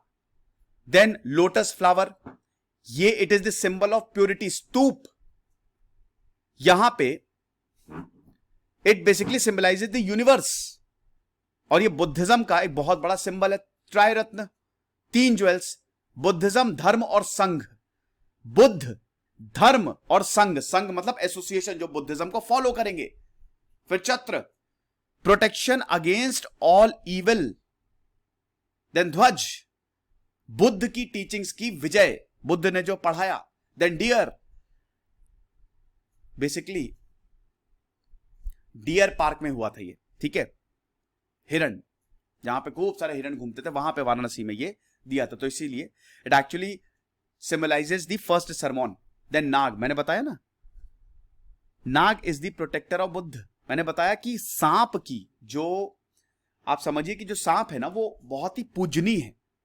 हाँ, क्रिश्चियनिटी में इसको इतना पूजनीय नहीं माना जाता। अभी हम नॉन इब्राहिमिक रिलीजन्स पे आएंगे, इब्राहिमिक रिलीजन्स पे आएंगे। तो ये है 8 फोल्ड पाथ्स। मैंने बताया ना कि दुखों को कैसे आप जीत सकते हैं। 8 फोल्ड पाथ्स कैसे? सबसे पहले आपकी जिंदगी में दुख है, दुखों का दुख क्यों है? इच्छा, इच्छा को जीत सकते कैसे? 8 फोल्ड पाथ्स। कैसे? सही समझना, राइट अंडरस्टैंडिंग। अब आप बताइए, इन 8 में से आपके पास कौन कौन से हैं? हम सही समझते हैं? नहीं। प्रॉपर अंडरस्टैंडिंग है ही नहीं। Right understanding we don't have. हम कहां समझ रहे हैं? कोई बोलता कुछ है, हो कुछ और जाता है। किसी के मन में कुछ और चल रहा है, वो कुछ और समझ रहा है, जिसकी वजह से मिसअंडरस्टैंडिंग क्रिएट होती है। राइट रिजॉल्व, चीजों को, हर एक चीज का सॉल्यूशन होता है। छोटी छोटी चीजों पे हमको परेशान नहीं होना चाहिए। राइट स्पीच, सही बोलना है, गलत नहीं बोलना है। बुद्ध ने कभी भी गलत नहीं बोला। राइट एक्शन, सही चीज करो, जो सही है, अच्छे कर्म करो, लोगों की भलाई करो। राइट एफर्ट्स, मेहनत बिल्कुल जेन्युइन होनी चाहिए, बहुत अच्छे से। राइट थॉट, सही सोचो, क्योंकि सोच भी एक कर्म है। और सेल्फ कॉन्सेंट्रेशन, इन 8 चीजों को अगर आपने अपना लिया तो आप दुखों पे काबू पा सकते हो। और ये बहुत आसान चीज है, ये इतनी टफ नहीं है करनी, समझे आप। 3 पिलर्स हैं। बुद्ध, जो हाईएस्ट स्पिरिचुअल पोटेंशियल है। Then dhamma, teachings of Buddha. Then sangha, organisation जहां पे मॉन्क्स बुद्धिज्म को प्रैक्टिस करते हैं। 4 काउंसिल की बात करते हैं। सबसे पहले अजात शत्रु, हरियंका डायनेस्टी, 486 बीसी, यह राजगृह में हुई। यहां पे विनय पिताक और सुत्त पिताक को कंपाइल किया गया। सेकेंड काउंसिल हुई आपकी शिशुनाग डायनेस्टी, काला अशोक। ये इसमें आप समझिए कि यह महासंघ का स्प्लिट हो गई, पहली बार संघ का डिवीजन हुआ। मैंने बताया ना, बुद्ध आए, बुद्ध ने अपनी टीचिंग्स दी, उसके बाद ये धर्म भी स्प्लिट हो जाएगा। ठीक है, ये वैशाली में हुई। थर्ड काउंसिल अशोक 250 बीसी में, 250 पाटलिपुत्र में हुई। उसके बाद लास्ट काउंसिल बहुत इंपॉर्टेंट है, फोर्थ वन, ये कनिष्क, कुषाण डायनेस्टी के बहुत बड़े राजा कनिष्क, जिन्होंने गोल्ड कॉइन्स इशू किए, जिन्होंने मतलब समझिए कि बुद्धिज्म को बहुत ज्यादा फैलाया। ये कश्मीर में हुई, कुंडलवन। अब आप ये समझिए कि यहां पे दो सेक्ट का डिवीजन हो गया और स्कूल्स आ गए, महायान और हीनयान। महायान जो बुद्धिज्म पे फॉलो करता था, मतलब बुद्ध को मूर्ति बनाओ बुद्ध की, बस उनकी पूजा करो। हीनयान जो है, जो बुद्धिज्म की टीचिंग्स को फॉलो करता था। तो ये डिवीजन हुए फोर्थ काउंसिल में। वर्क्स की बात करें, पाली इनकी लैंग्वेज थी, जो स्क्रिप्ट थी, और उस समय पाली बोली जाती थी, अनलाइक संस्कृत। फिर उसके बाद सुत्त पिताक, विनय पिताक और अभिधम्म पिताक, ये 3 लिटरेरी सोर्सेज है जहां पे बुद्धिज्म की टीचिंग्स आपको मिलेगी। फिर उसके बाद धम्म पद, ये बुद्धिज्म की गीता बोला जाता है। देन अश्वाघोष, ये बुद्धिस्ट मॉन्क है जिन्होंने बुद्ध चरित्र लिखी, बुद्ध की बायोग्राफी। मिलिंद पानो, ये मिनिंदर और बुद्धिस्ट मॉन्क नागसेन के बीच में संवाद है। ये आप पढ़ लेंगे, आप उड़ जाएंगे, दिमागी खराब हो जाएगा आपका। सच में आप कहेंगे ये क्या लिख दिया, कि जब नागसेन के साथ जो Indo Greek were the first to issue gold coins in India, आपको पता ही है। भाई अलेक्जेंडर आया, अपने ग्रीक्स को, अपने सतराज को छोड़ गया। ठीक है, तो मिनिंदर और नागसेन के बीच में जो संवाद हुआ, यहां पे मिनिंदर से सवाल पूछे और नागसेन ने जवाब दिए, शानदार। ये चीज है बुद्धिज्म का स्प्रेड, आप देख सकते हैं। तिब्बत गया, Burma, China, Korea, Japan, Sumatra, हर जगह। अफगानिस्तान में बुद्धास और बामियान को जब तोड़ा गया था तो पूरी दुनिया के बुद्धों में, मॉन्क्स में बड़ा दिमाग खराब हुआ। ठीक है, ये मैं आपको बता ही चुका हूं, इसमें आपको कोई प्रॉब्लम नहीं है। Buddha birth lotus and bull से सिंबलाइज किया जाता है, कमल का फूल। Then departure, Mahabhinishkramana, horse. ठीक है, ग्रेट डिपार्चर, 29 साल में घर को छोड़ दिया। देन एनलाइटनमेंट, निर्वाण, बोधि ट्री, ज्ञान की प्राप्ति। फर्स्ट सरमोन, धम्म चक्र परिवर्तन, व्हील। देन डेथ, परि निर्वाण, स्तूप। ठीक है, अब हम बात करते हैं सिखिज्म की। सिखिज्म थोड़ा सा लेट आया, लेकिन बहुत गजब तरीके से आया। सिखिज्म पंजाब एरिया से, हम ये देखते हैं कि यहां से बॉर्न हुआ, और अभी तो पाकिस्तान में भी, मतलब, और भारत के, मतलब सिख जो है वो बड़े, बहुत एक ऐसा धर्म है जो दूसरों के लिए सोचता है। सिख आपको सेवा करते हुए ही मिलेंगे, क्योंकि फंडामेंटल प्रिंसिपल ही है इनका सेवा भाव। वो दूसरों की सेवा करेंगे, वो अपने को मिटा देंगे दूसरों के लिए, और बदले में आपसे कुछ भी नहीं मांगेंगे। They will not demand anything. ठीक है, 1500 कॉमन एरा, जब गुरु नानक, जो पहले गुरु थे, मैंने बता दूं कि 10 गुरुओं की बायोग्राफी मैंने रिव्यू की है, आप जरूर देखिएगा। सिखिज्म पे मेरे बहुत, तकरीबन आप समझिए कि 10 से 15 घंटे का एनालिसिस है, वो सब अवेलेबल है नेट पे, आप देख लीजिएगा। तो सिखिज्म जो है वो 1500 कॉमन एरा में शुरू हुआ। गुरु नानक 5 साल की उम्र से ही भजन लिखने लगे, गाने लगे, सुरीली आवाज, खत्री थे। उस समय बिजनेस बहुत ज्यादा फल फूलता था, लेकिन गुरु नानक ने टीचिंग्स जो है वो फैलाना शुरू कर दी। अब उस समय हिंदुइज्म और इस्लाम, स्पेशली इस्लाम का दबदबा था। ठीक है, तो 9 गुरुज ने, बाकी जो 9 गुरु आए, उन्होंने गुरु नानक को फॉलो किया, और अगले सालों तक हम ये देखते हैं कि जो सिखिज्म है वो बहुत तेजी से फैला। जब गुरु अर्जन देव आए, तब सिखिज्म को प्रॉपर एस्टैब्लिश कर दिया गया। ठीक है, और दुनिया का अभी 5वां सबसे बड़ा रिलीजन है।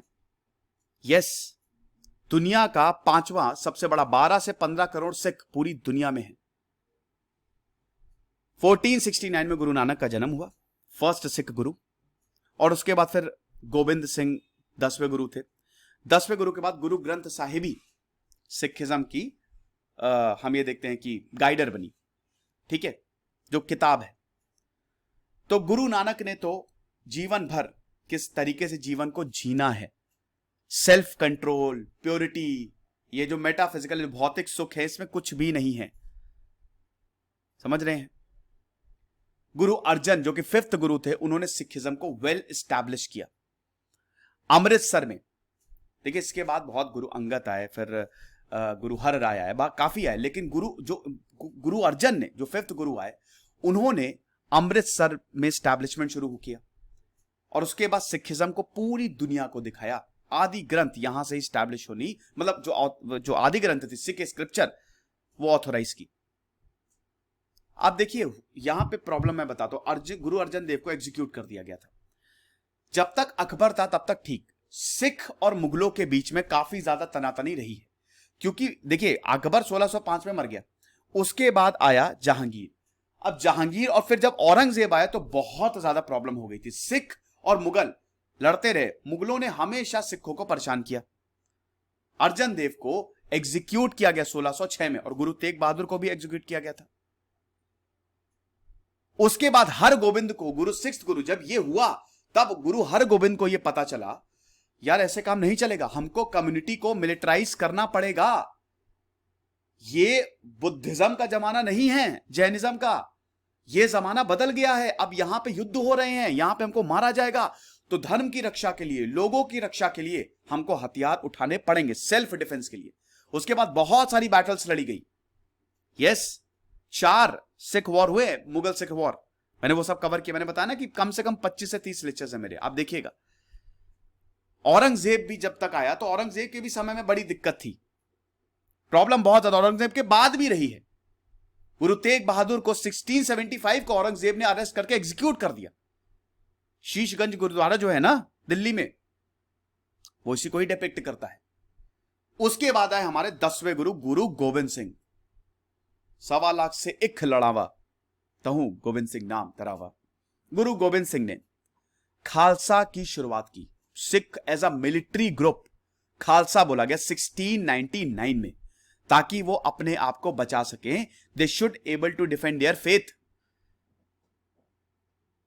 5K जो सिखों को करना था, आप समझ रहे हैं। जो 5 गुरु गोविंद सिंह ने 5 प्रिंसिपल दिए। सबसे पहले केश, अनकट हेयर, बाल बढ़ाओ।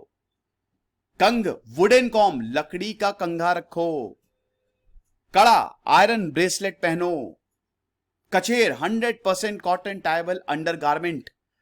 और किरपान, आयरन डैगर होना चाहिए, ताकि आप अपने आप को डिफेंड कर सके। मिलिटराइजेशन शुरू हो गया यहां पे प्रॉपर। और उसके बाद मुगलों की बैंड बजाई, बुरी तरीके से बैंड बजाई, लोगों के लिए खड़े हुए। गुरु गोविंद सिंह ने तो अपने बच्चों तक को कुर्बान कर दिया, पीछे नहीं हटे, धर्म से पीछे नहीं हटे। उसके बाद बंद बहादुर है। बंद बहादुर भी, उन्होंने भी, इनकी भी बायोग्राफी मैंने रिव्यू की, उन्होंने भी लड़ाई जारी रखी। लेकिन वही दिक्कत है ना कि बाद में बड़ी दिक्कत हुई। 1716 से लेकर 1730-40 तक, बहुत ज्यादा, अगले 50 सालों तक औरंगजेब के बाद सिख ऑर्गेनाइज होने में लग गए। और फाइनली 1799 में महाराजा रंजीत सिंह ने जब लाहौर को कैप्चर किया तो सिख एम्पायर बना दिया। और इतने ताकतवर थे महाराजा रंजीत सिंह, अफगानिस्तान तक पे कब्जा कर लिया उन्होंने। अफगानिस्तान के बहुत सारे एरिया जो वहां का राजा था वो इनके कब्जे में, वो इनकी बात मानता था। इतने बड़े रूलर थे महाराजा रंजीत सिंह। मिसाल स्टेट जिसको बोला जाता था, ये इन्होंने कैप्चर कर ली। बट वही है ना, ब्रिटिशर ने एक एक करके चीजों को कब्जाना शुरू किया। और फाइनली 1848 आते आते 2 एंग्लो सिख वॉर हुए।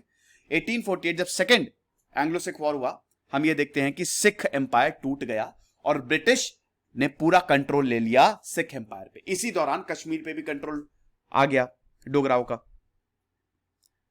तो ये चीज है। तो ब्रिटिश के तो ऐसा था कि सिखों के साथ, ये तो थोड़ा हिस्ट्री में आ जाएगा, लेकिन बहुत सारे सिख जो थे वो ब्रिटिश आर्मी में भी थे। उनको लगा कि हाँ ठीक है, काफी कुछ हम दोनों में कॉमन है और हम लोग एक प्रॉपर, एक अच्छा रिलेशनशिप जो है वो बना सकते हैं। आगे बढ़ते हैं। फिलॉसफी एंड बिलीफ्स क्या है? वन गॉड, एक ओंकार। एक मतलब वन, ओंकार मींस गॉड। हर किसी के लिए एक ही भगवान है। अगेन, आत्मा जो है, it goes through cycles of births and deaths. हम पैदा होंगे, मरेंगे, और हमारा गोल यही है कि हम उस भगवान के साथ मिल जाए। तो आप देख सकते हैं कि हिंदुइज्म की जो कोर फिलॉसफी है, जो धर्म है, वो इसी कोर फिलॉसफी पे ही चल रही है। सिख जो हैं वो हमेशा सही तरीके से जीवन जिए, सच्चा जीवन जिए और एक बैलेंस मेंटेन करें, ठीक है। और जो ब्लाइंड रिचुअल्स हैं जैसे फास्टिंग और ये तीर्थ यात्रा करना, अंधविश्वास, ये वर्शिप, मरो हुओं की पूजा करना, आइडियल वर्शिप, मूर्ति पूजन, इन सबको सिख नकारता है। सिख इक्वालिटी की बात करते हैं, हर कोई समान है, बिल्कुल सही बात है। जो लंगर सिख करते हैं आप देखिए, उसमें हर, आइए आप जितना मन हो खाइए, कोई भेदभाव नहीं है, क्या गरीब क्या अमीर। भाई अकबर खुद बैठ के उसने खाना खाया था, आप समझिए। बड़े बड़े राजा बोलते थे कि नहीं पहले इनके साथ बैठना पड़ेगा। इक्वालिटी है, कॉमन किचन, क्योंकि उस समय छुआछूत बहुत ज्यादा थी। गुरु हरगोविंद जो 6th गुरु थे, उन्होंने, वही मैंने बताया ना कि मिरी और पीरी, ये दो कंसेप्ट दिए, पॉलिटिकल टेम्पोरल और स्पिरिचुअल टेम्पोरल। सिख स्क्रिप्चर मूल मंत्र से ही ओपन होता है। फंडामेंटल प्रेयर, एक ओंकार, सतनाम, कर्ता पूरक। तो कोर बिलीफ जो है, faith and meditation on the name of one creator, भरोसा रखना है, ध्यान लगाना है उस एक ओंकार के लिए। डिवाइन यूनिटी, सेल्फलेस सर्विस, लोगों के लिए काम करेंगे, उसके लिए अपनी जान भी देनी पड़े, मंजूर है। सेना में देखिए सिख रेजिमेंट कितने बहादुर होते हैं, पूरा का पूरा एक रेजिमेंट है वो, क्योंकि सिखिज्म से मिलिट्रिज्म शुरू हुआ। वहां पे आर्मी प्रॉपर मिलिट्री, बहुत डिसिप्लिन्ड होते हैं, वेरी वेरी डिसिप्लिन्ड, और एकदम खुश मिजाज, है ना। औरतों के लिए भी पूरी क्वालिटी है यहां पे, किसी भी रिलीजियस फंक्शन को they can participate. Rituals, 4 rituals हैं। पहला, बर्थ और नेमिंग सेरेमनी, जो गुरुद्वारा में होती है। जब भी कोई पैदा होता है सिखों में, तो वहां पे गुरुद्वारा ले जाया जाता है और नाम दिया जाता है। सेकंड है आनंद कराज, मैरिज सेरेमनी, जिसको बोलते हैं ब्लिसफुल यूनियन। थर्ड जो है, इट इज अमृत संस्कार। अगर आप खालसा में आ रहे हैं, the ceremony for initiation into Khalsa, जरूरत पड़ेगी तो आपको हम बुलाएंगे, आपको सिखिज्म में सर्विस देनी पड़ेगी। Then the last is funeral ceremony, जब इंसान खत्म हो जाता है, स्वर्ग सिधारता है। 3 ड्यूटीज क्या है? प्रेयर, नाम जप, भगवान का नाम जपते रहो हर वक्त। कीरत करो, एक ऑनेस्ट लिविंग, भगवान ही सच है, और अपना जीवन एकदम ईमानदारी से जियो। और 2, गिव, जितना हो सके चैरिटी में दो, भगवान तुम्हारा भला करेगा। 5 चीजों से आपको दूर रहना है। लस्ट, सेक्सुअल जो डिजायर्स होती हैं उससे दूर रहो, कंट्रोल करो।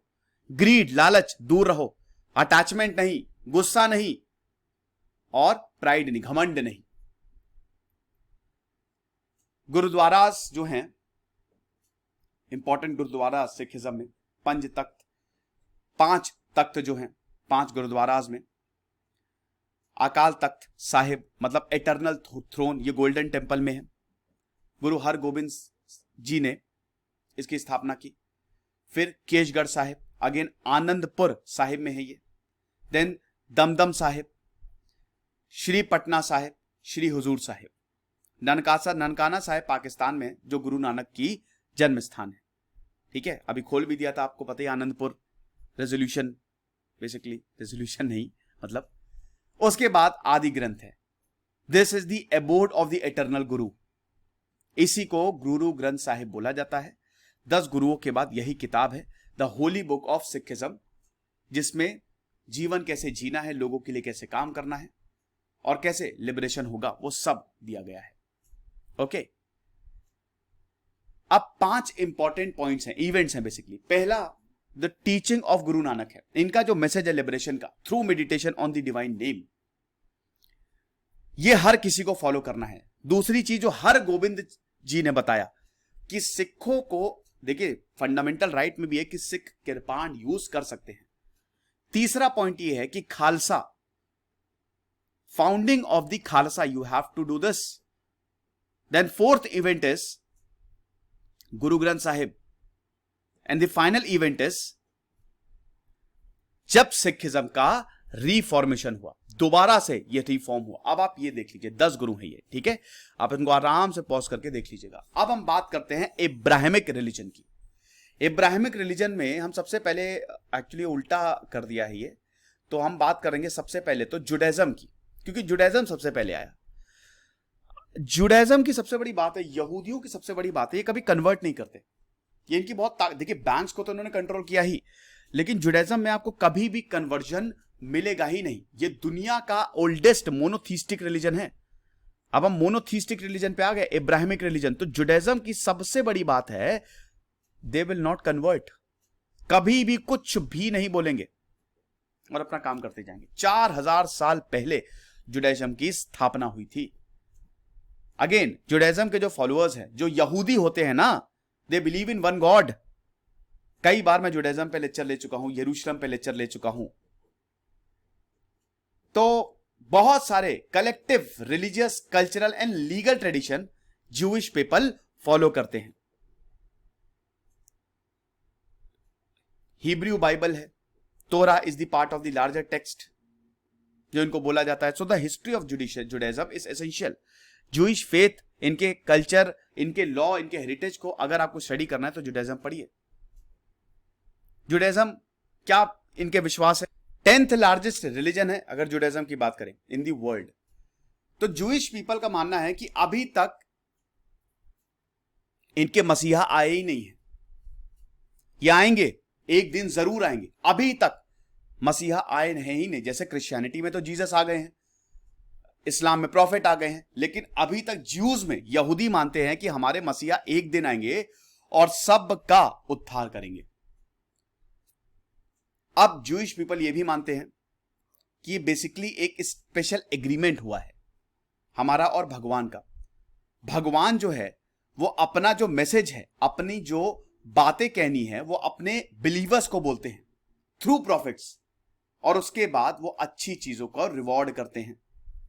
जूइश पीपल के जो मंदिर हैं उनको सिनेगॉग बोला जाता है। जैसे हमारे मंदिर हैं, टेंपल्स, जहां पे जूइश पूजा करते हैं, उनको सिनेगॉग बोला जाता है। इनके स्पिरिचुअल लीडर्स को रैबिस बोला जाता है, ठीक है। जैसे हमारे यहां पंडित है ना, वैसे यहां पे रैबिस। सिंबल ऑफ जुडाइज्म क्या है? डेविड का star, 6 pointed star of David. हर एक पॉइंट का एक अलग मीनिंग है। अभी 10th, it is the 10th most followed religion. 1.5 crore Jews जो है, यहूदी जो है, वो इस दुनिया में है। और देखिए, हिस्ट्री ऑफ ज्यूज तो मैंने कवर की ही है, तो अगर आप इसका इतिहास देखेंगे, इतिहास के बारे में जाना है, तो आप हिस्ट्री ऑफ ज्यूज थोड़ा सा देख लीजिएगा। यहूदियों का इतिहास बड़ा दर्दनाक रहा है। जिंदगी मतलब समझ लीजिए कि 2000 सालों तक इनको मारा काटा जाता रहा है। ये एक जगह से दूसरी जगह बेचारे जा जाके थक गए हैं। अब जाके इनको एक इजराइल मिला है जो इनकी खुद की जमीन है। तो जो जुडाइज्म आया कहां से? इनका जो टेक्स्ट है, जो एंशिएंट टेक्स्ट है, तोरा जिसको बोला जाता है, जो इनका रिलीजियस टेक्स्ट है, भगवान अपने सामने एक हिब्रू इंसान इब्राहिम के पास आया। अब इब्राहिम को फाउंडर ऑफ जुडाइज्म बोला जाता है। ज्यूज मानते हैं कि इब्राहिम को भगवान ने बताया सब कुछ, एक एक जानकारी जो है वो इब्राहिम को दी, और इब्राहिम ने फिर लोगों को बताया, और ऐसे धर्म फैला। इब्राहिम का जो बेटा है आइसैक, जो उसका ग्रैंडसन है जेकब, वो भी सेंट्रल फिगर्स हैं। बहुत सारे हम ये देखते हैं कि मैसेंजर्स आए ना, अगर यहूदियों की बात करें, इब्राहिम हो गए, प्रॉफिट मोसेस हो गए, वो सब इधर से उधर माइग्रेट करते रहे। मोसेस आपको क्रिश्चियनिटी में मिलेंगे, मूसा इस्लाम में अगर बात करें, तो भगवान ने अपने आप को as a 10 commandments to Moses. देखिए, 10 commandments basically set of principles हैं, एथिक्स, कोड हैं जो आपको फॉलो करनी है। जुडाइज्म और क्रिश्चियनिटी दोनों में। हिब्रू बाइबल में 2 बार आया है ये। आपने एक्सोडस मूवी देखी है कि नहीं? आप जरूर देखिएगा। बेसिकली यहां पे भगवान बता रहा है कि ये 10 चीजें उन्होंने मोसेस को बताया कि ये फॉलो करनी है बेटा, ये लॉज हैं, ठीक है। तो ये आप समझिए, बस यही चीज है। अब देखिए, ये पूरा मैं आपको बता ही चुका हूं। हिस्ट्री ऑफ ज्यूज आप पढ़ लीजिएगा, वो लेक्चर मैंने अभी किया था 1 महीने पहले। तो 1000 BC में किंग डेविड आए, उन्होंने जूइश पीपल को रूल करना शुरू किया। फिर उन्होंने फर्स्ट टेंपल बनाया, देन उसके बाद बेबीलोनियंस ने अटैक किया, फर्स्ट टेंपल को डिस्ट्रॉय कर दिया, फिर रोमन्स के पास आ गए ज्यूज। मैंने बताया ना कि यहूदियों का इतिहास बड़ा काला रहा है, उनको मारा जाता रहा है।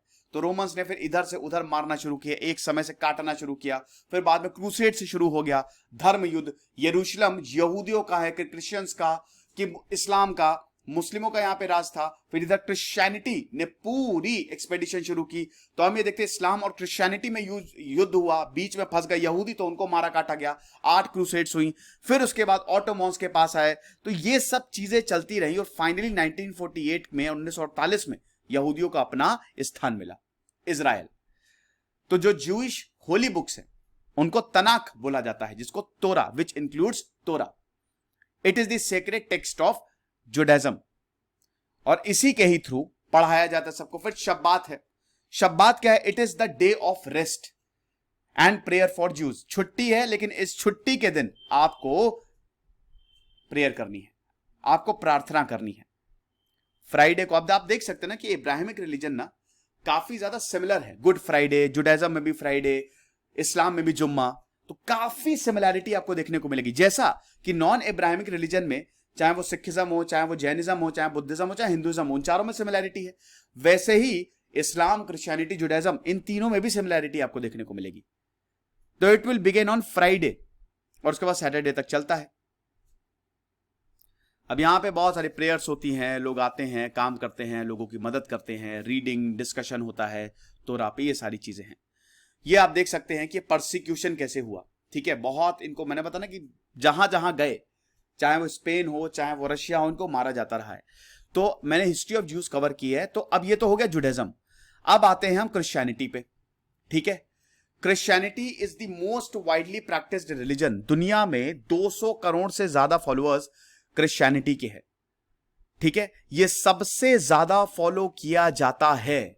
जीसस क्राइस्ट 2000 साल पहले आए, जीसस क्राइस्ट को क्रूसीफाई किया गया, रिजरेक्शन हुआ, उनकी टीचिंग्स को बाइबल में लिखा गया, भगवान की बातों को जीसस क्राइस्ट ने बताया। जीसस क्राइस्ट एक मैसेंजर थे, भगवान की बातों को फैलाते थे, लेकिन ये पसंद नहीं आया रोम के लोगों को, और उसके बाद हम ये देखते हैं कि जीसस क्राइस्ट को क्रूसीफाई कर दिया गया। Passion of the Christ movie देखिएगा, जीसस क्राइस्ट के आखिरी 24 घंटे दिखाए हैं, आपकी रूह कांप जाएगी, आप परेशान हो जाएंगे। ठीक है, तो फंडामेंटल प्रिंसिपल्स ऑफ क्रिश्चियनिटी क्या है? मोनोथीस्टिक रिलीजन है। जीसस क्राइस्ट ने इसको फाउंड किया। Again it actually represents Holy Trinity as the father, the son and the Holy Spirit. ठीक है ना, ट्रिनिटी आपको हर जगह मिलेगी, ये आपको देखना है। ट्रिनिटी आपको हर जगह देखने को मिलेगी। ये 3 नंबर जो है ना, 3, ये बड़ा इंपॉर्टेंट रहा है। टेस्ला भी इसको लेके काफी ज्यादा परेशान रहते थे, और आपने हिंदुइज्म में भी ट्रिनिटी को देखा। तो भगवान एक है, भगवान एक है, लेकिन वो 3 फॉर्म में आता है। सबसे पहले फादर, वो परमात्मा जो हमेशा है, हमेशा था, हमेशा रहेगा। सन, उसका बेटा है Jesus Christ, and the Holi spirit, जो कि 3rd person of the Trinity है। ठीक है, जो पवित्र आत्मा है।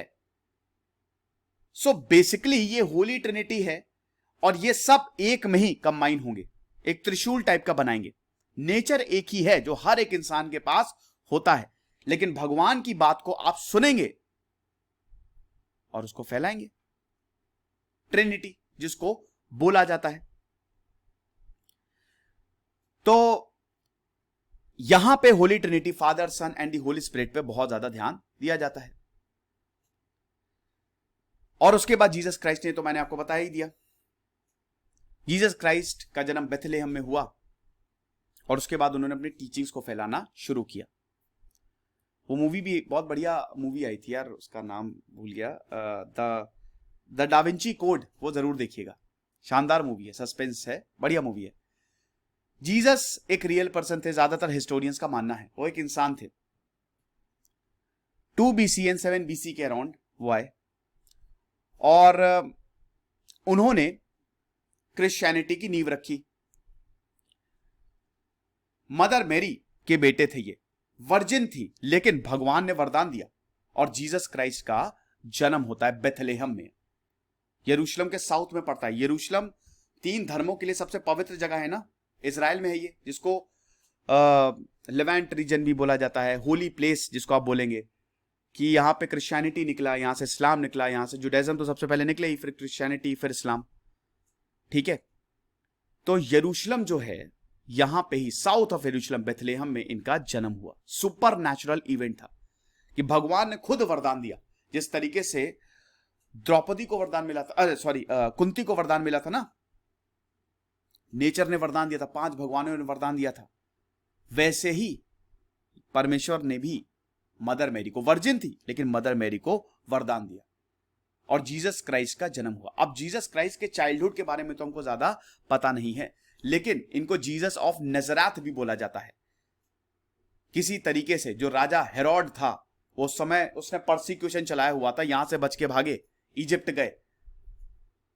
इनके अर्थली फादर जो थे, जो मतलब जो जिस फैमिली में जो रहते थे, मदर मैरी के बेटे थे, तो जो अर्थली फादर थे, जो मतलब इस दुनिया में जो इनके पिताजी थे, उनका नाम था जोसेफ। जोसेफ एक कारपेंटर थे।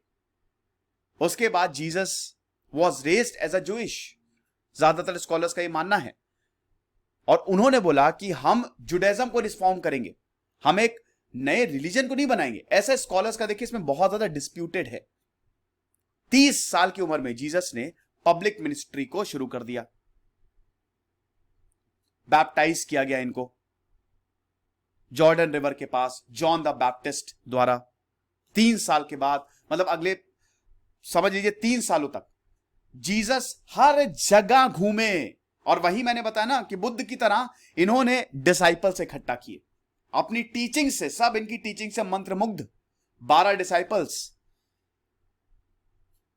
Then large group of people इनसे अट्रैक्ट होने लगा, मिरेकल्स, चमत्कार करने लगे।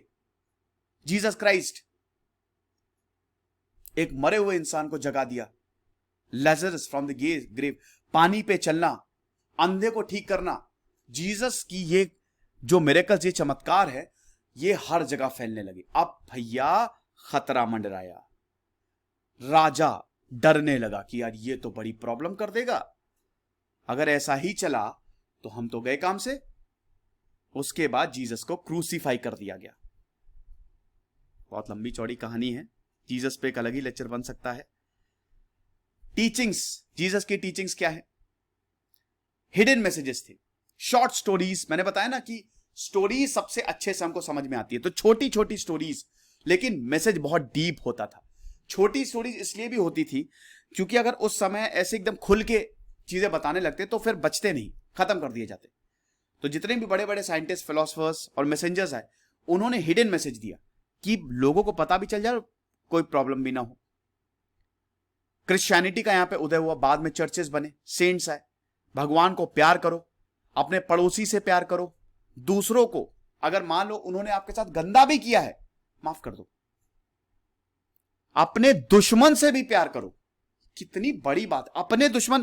क्रिश्चियनिटी बहुत ही लिबरल रिलीजन है, याद रखिएगा, क्रिश्चियनिटी बहुत लिबरल रिलीजन है। देखिए कन्वर्जन सही नहीं है, ये भी आप ध्यान रखिएगा। ऐसा नहीं कि कन्वर्ट हो जाओ, कन्वर्जन इज जो, देखिए अगर आपको कोई कन्वर्ट कर रहा है जबरदस्ती, तो वो है ही नहीं, वो गलत है। वो जीसस को नहीं मानता, वो क्रिश्चियनिटी, क्योंकि ये कन्वर्जन इज नॉट गुड। और कभी भी अगर बोले अरे कन्वर्ट हो जाओ, ये है वो है, फलाना है, धमाका है तुम्हारे धर्म में, ये वो आपको भड़का रहा है, वो असली धर्म आपको बता ही नहीं रहा है। ठीक है, तो ये थोड़ा सा ध्यान रखिएगा। अपने दुश्मन से भी प्यार करो और भगवान से अपने पापों की माफी मांगो। जीसस मसीहा हैं and he has given the authority, he was given the authority to forgive others. Hypocrite ना हो, लोगों को जज मत करो। The kingdom of God is near, ये बहुत ही पावरफुल है। और चाहे जो हो, इस भगवान के किंगडम में हर कोई रहेगा। बहुत सारी स्पीचेस दी हैं जीसस ने, बहुत सारी स्पीचेस। तो पहला चर्च जो है बाइबल के हिसाब से, पहला चर्च जब जीसस की डेथ हुई तब एस्टैब्लिश हुआ। जीसस के फॉलोअर्स ने इसको एस्टैब्लिश किया। ज्यादातर देखो उस समय सब जूइश थे, तो जूइश क्रिश्चियंस में कन्वर्ट हुए, बहुत सारे जूइश, वो जूइश इस्लाम में भी कन्वर्ट हुए, चर्च बना। नॉन ज्यूज ने भी क्रिश्चियनिटी को एम्ब्रेस किया। यानी कि जीसस के क्रूसिफिकेशन के बाद एक ऐसी आंख फैली, ये धार्मिक आंख थी कि हर कोई कन्वर्ट होने लगा कि यार क्रूसीफाई हो गए हमारे लिए, एक चमत्कारी मैसेंजर क्रूसीफाई हो गया है, अब तो इनकी टीचिंग्स को आगे बढ़ाना पड़ेगा। और देखते ही देखते रोमन एम्पायर का ऑफिशियल रिलीजन हो गया क्रिश्चियनिटी। 1700 साल पहले तो हर जगह मिशनरीज भेजी, हर जगह संत आए, संत महात्मा, सेंट पॉल, सेंट जेवियर्स, ये सब आए। इन लोगों ने चर्च को एस्टैब्लिश किया और उसके बाद जो अपोस्टल्स थे, जो प्रिंसिपल्स थे, वो फैलाए अफ्रीका, यूरोप, रोमन एम्पायर, यह हर जगह। हम ये देखते हैं कि जो पॉल थे, पॉल बहुत बड़ा नाम है क्रिश्चियनिटी में। न्यू टेस्टामेंट, अच्छा न्यू टेस्टामेंट और ओल्ड टेस्टामेंट के बारे में मैं आपको थोड़ा सा बता देता हूं।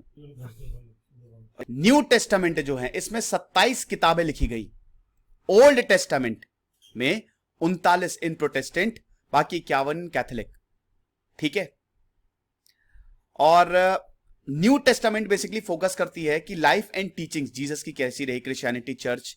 ओल्ड टेस्टामेंट हिस्ट्री बताती है कि इजराइल की हिस्ट्री, बाकी 10 कमांडेंट्स, ये पूरा इतिहास ट्रेस करती है। ओल्ड टेस्टामेंट ज्यादा पुरानी है तो सब इतिहास ट्रेस करेगी। न्यू टेस्टामेंट थोड़ा सा क्या कहते हैं कि चेंजेस किए गए हैं। Languages, new testament Greek, old testament की बात करें तो हिब्रू में लिखी गई है। गॉड्स आइडेंटिटी की बात करें, भगवान कौन है, तो न्यू टेस्टामेंट में ट्रिनिटी, गॉड फादर द सन, लेकिन ओल्ड टेस्टामेंट में Lord is the only God, that's it, ये बताया है। ओल्ड टेस्टामेंट बेसिकली पहला सोर्स है, फर्स्ट डिवीजन। और अगर इजराइल और जुड़ा की हिस्ट्री को आपको देखना है तो it is the first source. बाकी फिर न्यू टेस्टामेंट आती है, जो आगे के डेवलपमेंट हुए, प्रोटेस्टेंट चर्चेज जो क्या कहते हैं कि स्टैब्लिश हुए। भैया बाद में क्रिश्चियनिटी भी स्प्लिट होगा ना, कैथोलिक्स के पास बहुत ताकत आ गई थी, फिर वही चीज है, धर्म ने भी गड़बड़ करना शुरू कर दिया। और उसके बाद हम ये देखते हैं कि जब धर्म ने गड़बड़ करनी शुरू की तो फिर क्रिश्चियनिटी से एक सेक्ट निकला जिसको प्रोटेस्टेंट बोला जाता है। आप देख सकते हैं कि 380 एडी के आसपास एम्परर थियोडोसियस ने कैथोलिक को रोमन एम्पायर का स्टेट रिलीजन बना दिया, और उसके बाद ढेर सारे चर्च जो है वो स्टैब्लिश होने शुरू किए। State church of Roman empire 380 में बना। फिर उसके बाद हम ये देखते हैं council of Ephesus, church of the east जो है वो स्प्लिट हुई, देन काउंसिल ऑफ एफिसस आई, फिर ओरिएंटल ऑर्थोडॉक्सी, फिर काउंसिल ऑफ चैल्केडॉन, बहुत कुछ हुआ दोस्तों, ढेर सारे चर्च आए, फिर काउंसिल्स बनी, और इसी बीच स्प्लिट भी हो रही है। अब हम इस्लाम की बात कर लेते हैं।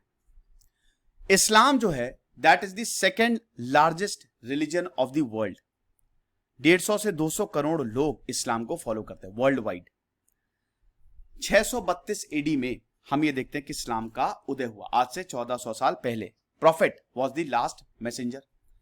सऊदी अरेबिया में मक्का, मदीना, और प्रॉफिट मोहम्मद की लाइफ यहां से ही हम देखते हैं। देखिए अरेबिया में, सऊदी अरब में क्या था, ट्राइब्स थी, बहुत सारी ट्राइब्स थी, इसमें कुरैश ट्राइब बड़ी इंपॉर्टेंट थी।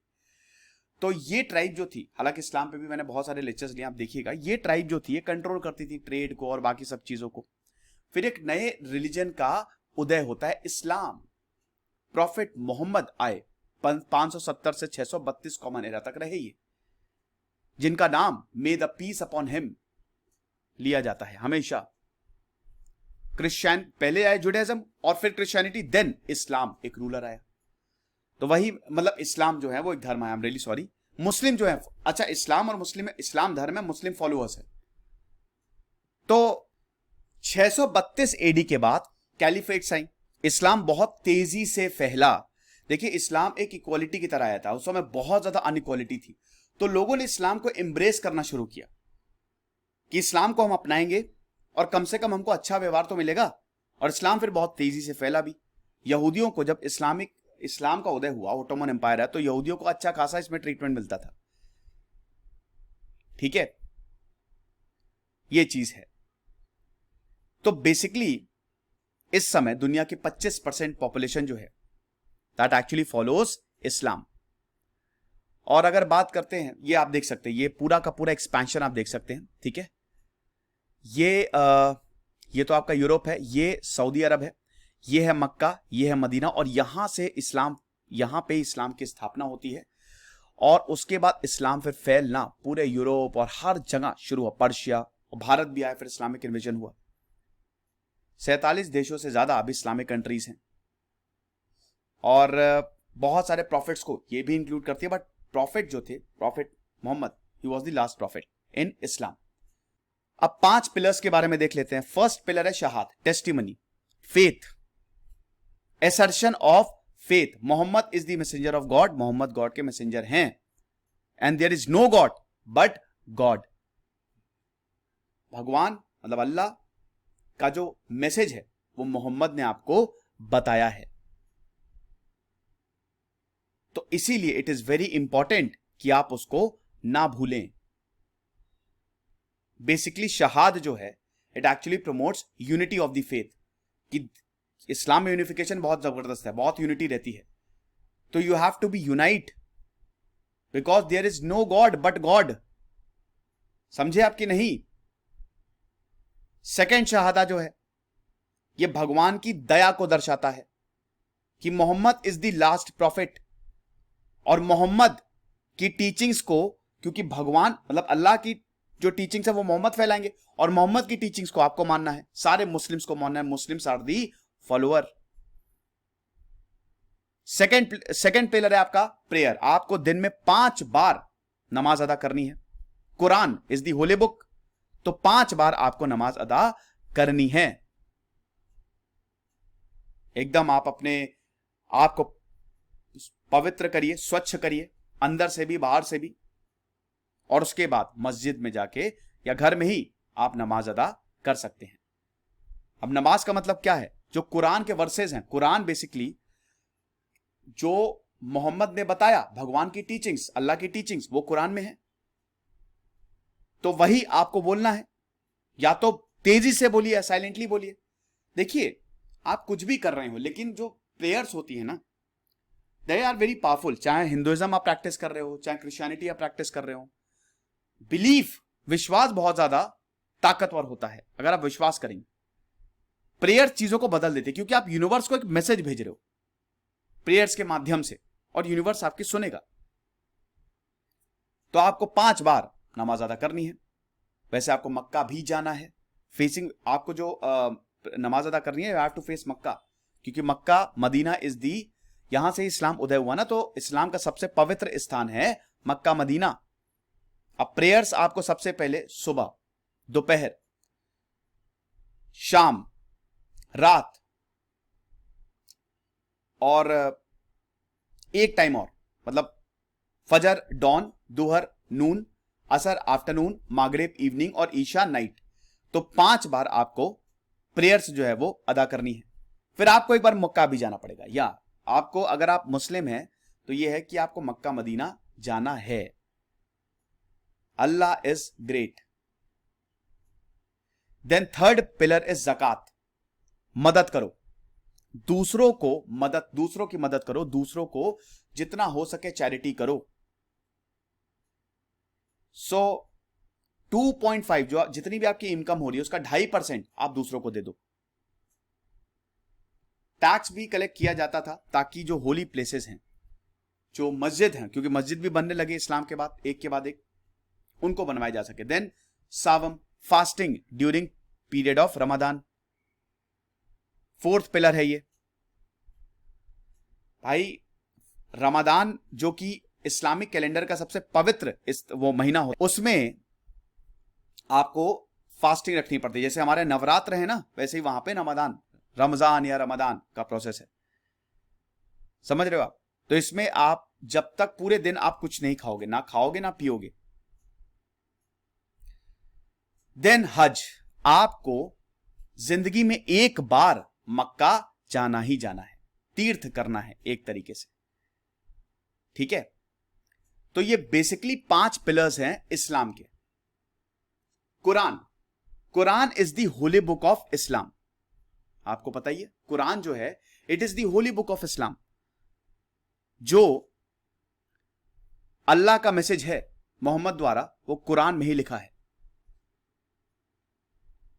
प्रॉफिट पहले बहुत कंफ्यूज थे, उनको ज्ञान की प्राप्ति हुई एक गुफा में। पहले किसी ने उन पर विश्वास नहीं किया, लेकिन बाद में जब उन्होंने टीचिंग्स बताई, सब विश्वास, फॉलोअर्स हो गए सब उनके। अब वहां पे जो लोग उनसे चिढ़ते थे, जो ट्राइब्स थी, उन्होंने विद्रोह कर दिया। तो उसके बाद मक्का से मदीना गए, हिजरत जिसको बोला जाता है। फिर उसके बाद वहां पे वॉर हुआ, और अल्टीमेटली हम देखते द होली वॉर जिसको बोलते हैं, कि मोहम्मद प्रॉफिट ने ये होली वॉर को जीता और इस्लाम की स्थापना हुई और उन सबको छोड़ दिया। तो 632 एडी में इस्लाम की स्थापना हो गई। और ये जो डिवाइन रेवलेशन हुआ मोहम्मद को, इन्होंने सबको बताया। तो ये revelations they were compiled in the form of book, जो इनके ससुर जी थे अबू बकर, और फ्यूचर जनरेशन के लिए उन्होंने प्रिजर्व करके रख दिया। और आज भी कुरान जो है बहुत ज्यादा वो होली बुक है इस्लाम की। अब हम ये देखते हैं कि डिफरेंस, जैसे क्रिश्चियनिटी में प्रोटेस्टेंट और कैथोलिक्स हैं, वैसे ही मुस्लिम में भी शिया और सुन्नी हैं। सुन्नी की बात करें तो they believe in the first 4 caliphs, rightly guided. खलीफा आए ना, कैलिफेट्स आई, हम ये देखते हैं। भाई ये बहुत बड़ा प्रश्न था कि मोहम्मद के बाद आखिर कौन लीडर होगा, तो ये शिया और सुन्नी बट गए। अब यहां पे हम ये देखते हैं कि जो अली, जो प्रॉफिट के सन इन लॉ थे, वो मोहम्मद को सक्सीड करें, लेकिन सुन्नी ने बोला बिल्कुल भी नहीं। जो अबू बकर को फॉलो करते थे, दे वर नोन एज सुन्नी, यानी कि एक तरफ प्रॉफिट की ब्लड लाइन और एक तरफ अबू बकर, ठीक है। और जो अली को फॉलो करते थे, प्रॉफिट कजन और सन इन लॉ, दे वर शियास, यानी कि प्रॉफिट की ब्लड लाइन। और एक तरफ प्रॉफिट की ब्लड लाइन नहीं थी, अबू बकर इनके ससुर थे। तो ये एक बेसिक डिफरेंस है। अब आप देख सकते हैं कि दुनिया में सुन्नी की तादाद ज्यादा है 83%, शिया खाली 16% है। ईरान में जैसे आपको शिया मिलेंगे, लेकिन अरब में आपको सुन्नी मिलेंगे। अरब एक सुन्नी नेशन है। पाकिस्तान में भी आपको सुन्नी मिलेंगे। भारत में भी आपको ज्यादातर लोग सुन्नी ही मिलेंगे। So Sunni believe they should follow this Sunnah, और मोहम्मद एग्जाम्पल, हमको मोहम्मद के एग्जाम्पल को फॉलो करना चाहिए। बाकी ये बताते, शिया बोलते कि नहीं, वही है कि एक इंसान को, मतलब जो मैसेंजर उसको फॉलो करो, और एक बोलता है मैसेंजर की टीचिंग को फॉलो करो। तो शिया बोलते हैं कि Muslim ruler should be descendant from Muhammad, और सुन्ना मतलब सुनना ना, समझ रहे हो, हियरिंग, तो वहां पे इनकी अथॉरिटी नहीं मानी जानी चाहिए। अब यहां पे सुन्नी बोलते हैं कि शिया ने कुरान के कुछ पैसेजेस का मतलब ही बदल दिया है, और सेम चीज शिया बोलते हैं। तो ये झगड़ा जो है वो चलता रहता है, डिस्प्यूट चलता रहता है, लेकिन भाई सिमिलैरिटी है। जो 5 प्रिंसिपल्स हैं वो शिया भी मानते हैं, सुन्नी भी मानते हैं। और आप ये समझिए कि जो हादिथ है, बेसिकली जो प्रॉफिट मोहम्मद का कलेक्टेड ट्रेडिशन है, प्रॉफिट मोहम्मद ने क्या कहा, क्या बोला, उसको पूरा कलेक्ट करके जो किताबें बनाई हैं, वो भी दोनों फॉलो करते हैं। हादिथ कलेक्शन जिसको बोला जाता है। आई होप इसमें आपको कोई प्रॉब्लम नहीं हुई होगी। ये देख सकते हैं, ये यहां पे प्रॉपर सिमिलैरिटीज है, ठीक है। तो सुन्नी, चलिए मैं फिर से यहां पे एक और अच्छे से आपको बता देता हूं कि सुन्नी मतलब वही है कि one who follows the tradition, ठीक है। इमाम जो है ये अनपरफेक्ट रहेंगे और मिस्टेक्स करेंगे, लेकिन शिया ऐसा नहीं करते हैं। वही ना कि एक टीचिंग्स को फॉलो कर रहा है, वही प्रोटेस्टेंट और कैथोलिक्स का हिसाब किताब, ये टीचिंग्स को फॉलो कर रहा है कि टीचिंग्स पे ज्यादा जाओ, और एक धर्म गुरु को या फिर फिगर को ज्यादा फॉलो कर रहा है। तो Sunni Muslims they basically agree with the position taken by the many of the prophet companions. Leader should be elected if they have a job. तभी सुन्नियों को ज्यादा, आप देखते हैं ना कि सुन्नी की पॉपुलेशन भी ज्यादा है सुन्नियों की, शियाओं की उतनी ज्यादा पॉपुलेशन नहीं है। ये आप देख सकते हैं कि कहां कहां सुन्नी फैले हुए हैं, और परसेंटेज ऑफ शिया कहां कहां फैले हुए हैं। The Sunni and Shia the words of Islam. Percentage of Shia आप देख सकते हैं लेस देन 10%, यहां पे आप देख सकते हैं। फिर उसके बाद कलर कोडिंग से आप आसानी से इसको देख लीजिएगा। ये दोस्तों लेक्चर था रिलीजन्स पे। अब एक और चीज बता दूं कि वैसे मैंने रिलीजन पे सेपरेट लेक्चर्स लिए, जैसे इस्लाम पे मैंने 2-2.5 घंटे का अलग से सेशन लिया हुआ है, कैलिफेट्स पे, खलीफाओं पे, प्रॉफिट मोहम्मद पे, आप जरूर देखिएगा। आई होप आपको पसंद आया होगा। सारे रिलीजन्स को मैंने एक जगह कंपाइल करके आपके सामने लेके आया हूं। बहुत बड़ा लेक्चर मैं नहीं कर सकता था क्योंकि ऑलरेडी मैंने लेक्चर लिए हुए हैं। मुझे बताइएगा और संडे को कौन सा स्पेशल लेक्चर आपके सामने लेके आऊं। दिस इज सिद्धांत अग्निहोत्री साइनिंग ऑफ।